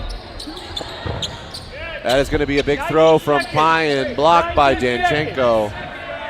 Danchenko, one of the best at getting small and being a tough out behind a big ball like that. I mean, that ball covers his whole body. Wow. Number 58, Halliburton, finds the knees of Marshall. Marshall, I think his tell is that he's just been kind of static. He's doing a great job of getting low. I think he just needs to shift his body a little bit to get that ball where he wants it. He's been trying all through this match, and I think I'm just waiting for it to happen. That could be the breaker for this team. If Marshall can reel in one more catch, Hex might be able to pull away again. And Halliburton's placement is gorgeous. Again, off of the knees of number 11, Patrick Waters. Halliburton has turned this from a 4v4 into a 4v2. Number 58, putting in work. Yep, saw that coming. Pyan off of the ankles. If you see Pyan step in like that, anyone that ever has to play that guy, please recognize he's looking at that left corner. He wants to hook that throw at them. He may not, but if you're not ready, he will. I promise. I think Hex is arguing for a blue card here. Not a pass. Not a pass. Yeah, I didn't see what prompted that. Got distracted. Danchenko got hit by Pyan. Yep. And I think Danchenko was still either behind this line or did just drop the ball. But it was not a pass back as much as Hex was arguing for it. Gotcha. I mean, a blue card at this point would be huge for Hex to maintain this lead, starting a game up one player, especially in cloth. Yep, that's the edge they can certainly take advantage of, too. I don't argue Pyan. Halliburton hitting the splits. Gets up and over Pyan's ball. I mean, at this point, last 20 seconds, Jinx is up a player. They definitely want one more, but... And they'll get one more. Oh, McDougal. Oh, live. Oh, and it's wow. a catch.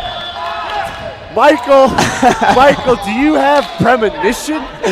I've been watching a lot of dodgeball in my time, and I don't know McDougal that well, but he's that type of player. He is that type of player. This catch right here, securing the win for Jinx. I mean, the body position, getting the arm up so that the pop-up stays within catchable distance. Dustin McDougal is coming into this second half, and he is making waves. That was beautiful. Just, I mean, it's so hard to teach something like that, to posture your body like that and give yourself a chance. That's really what that was. It's no guarantee. Pine's an incredible thrower. You're at point-blank range, but it's hard to hit a player that lays out like that without the ball going up. And Ketchum is going to remove that threat immediately. He wants Dustin McDougal off the court. That's also your first catch in now. That could be another factor in this. Oh, that is very true. You don't have to deal with it, but you might have to deal with it. These teams are getting tired as this match drags out. They're all working harder and harder as they go. Oh, wow. Dent is going to get Pyan, and we'll press up. It's going to be 4 balls. They're down a player, but...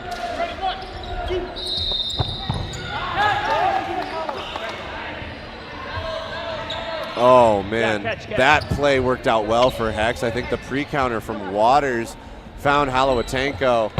Woo. Oh, it is going to be Kelly! Wow. Brandon Kelly with a hit and a catch. He's going to take out Felton and McKenna. And Dustin McDougal, first thing he comes in and takes out Winterbotham. Some number 7 on number 7 violence.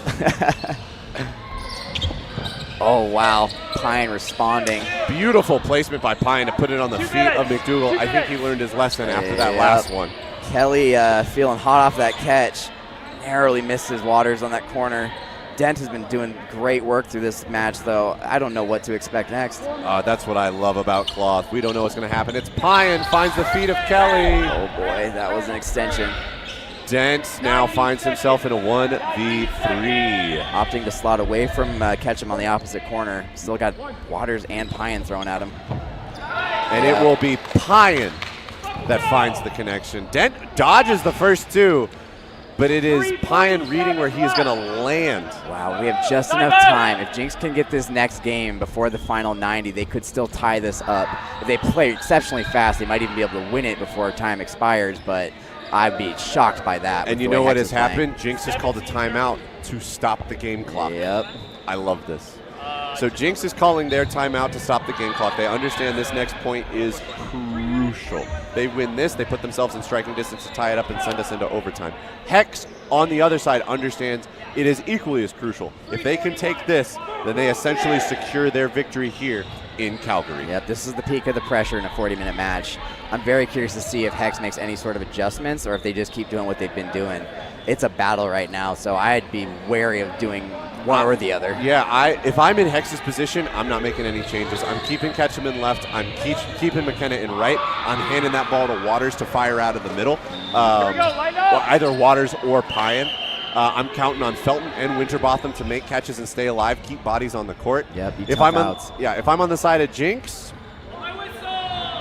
looks like they are holding with the lineup that's been getting them points. I mean, if it's Jinx, keep doing what you've been doing because you've been taking points. I love to see McDougal still going for that rush, even though he's been beat probably 2 or 3 times at least. Just leaving it all out there. I mean, that was a big delay from Hex. Waters was a bit of the read there, but he just barely clips the front of Danchenko. Halliburton fires into the middle. Both number 11 and number 4 for Hex getting out of the way. Yeah, good looking throw from Halliburton, but I'd like to see a little bit more cross game. It's really hard to hit players straight on with Cloth, especially if you're getting tired or they're getting heated up by this adrenaline. Like that's game-changing stuff. But if you can hook a cross on the right player, you might see another one of those double outs like we saw earlier. Oh, wow! What an exchange! Dent caught that? He caught the rebound off of Marshall in the air. He caught the rebound off of Marshall in the air. I'm talking about he caught the point-blank throw from Ketchum at his knees. He seemed confident. I don't think Ketchum really questioned it here. We're going to look at this replay. I mean, do we have the right angle for it? So here's the pop-up. So Dent gets this one. He takes this shot at Ketchum. Ketchum blocked. Hey, and then it's warning. Swear to God. Back away. That's a catch because that's up in his pocket. Yeah, I don't see any potential. I think Ketchum took his eye off of it, so he just had to trust it. What a play. I mean, what a play, but also what a call by our refs to get that one right. Yeah. And that is going to be a triple into Pyan. Jinx is feeling that catch. Dent absolutely putting the team on his back to make that catch on Ketchum. They got to be smart now. They don't really need to rush this. They just need to get this point so they have a chance to tie it up. Nick Kelly up there just being absolutely a menace, forcing McKenna to take a throw that I don't necessarily think he likes the look of. They're up 6 players to 3. Minute and a half here on the clock. They're going to have it's enough time for a final 90. Right, it's a minute and a half on the game clock, but a minute and 40. Waters with the catch on Dent after a hit on Halowatenko. I mean, that evens it up. It's 4-4. Oh, no. Patrick Waters with a hit onto McDougal. That's the adrenaline I was talking about. Number 11. Look, he puts the hands out. He's like, I know we're popping off, but this is it. It's going to be. What a shot. That ball went to the moon after it ricocheted off of Winterbotham. Danchenko's like, hell no. He's like, not on my court, not in my house. But it is. Wow. What? Mobility. Danchenko was down and up in 0.25 seconds. Gets out of the way of McKenna's throw. Jinx needs one more, and they need it in 45. This is where Danchenko thrives. Keep your eye on him, guys. This could be wild. Oh, my goodness. Oh, no. With a hit and a has to carry. catch. 4-on-1. He only has 30 seconds to close this out. Patrick Waters absolutely turning it on. What a moment for Waters. Several moments for Waters. That was incredible. Oh, he clutched this. Right, that catch off of Kelly. Like, that shot is high, it is hard, and Waters just rips it with everything he's got. The timing might have just been a little bit late, but that's so much credit to Waters for getting his hands up and taking that on the chin. There we go. And Jinx is going to forfeit the final 90 seconds. They do not want to risk getting hurt. They've got a whole nother day of dodgeball tomorrow. That was an absolutely fantastic finals from Hex and Jinx. Explosive from start to finish. Absolute nail biter. I couldn't have asked for anything better, Michael. Honestly, and like credit to Hex, they survived 2 huge comebacks. One from us previously in the bracket, and then again after working through a semifinal to do that. Like that's incredible to watch. There's some highlights for sure in that match. Highlight after highlight after highlight. I hope these players clip it and upload it. That was one of the best cloth matches that I have witnessed in recent history. But that is going to finish us up for today, Michael. Yep, time to get some rest. Get some food and get ready for tomorrow because we've got a whole nother day of dodgeball for all of you at home. So please tune in. I've been number 65, Carlock. This is Michael White, number 3. And we will see you on the court. Cheers.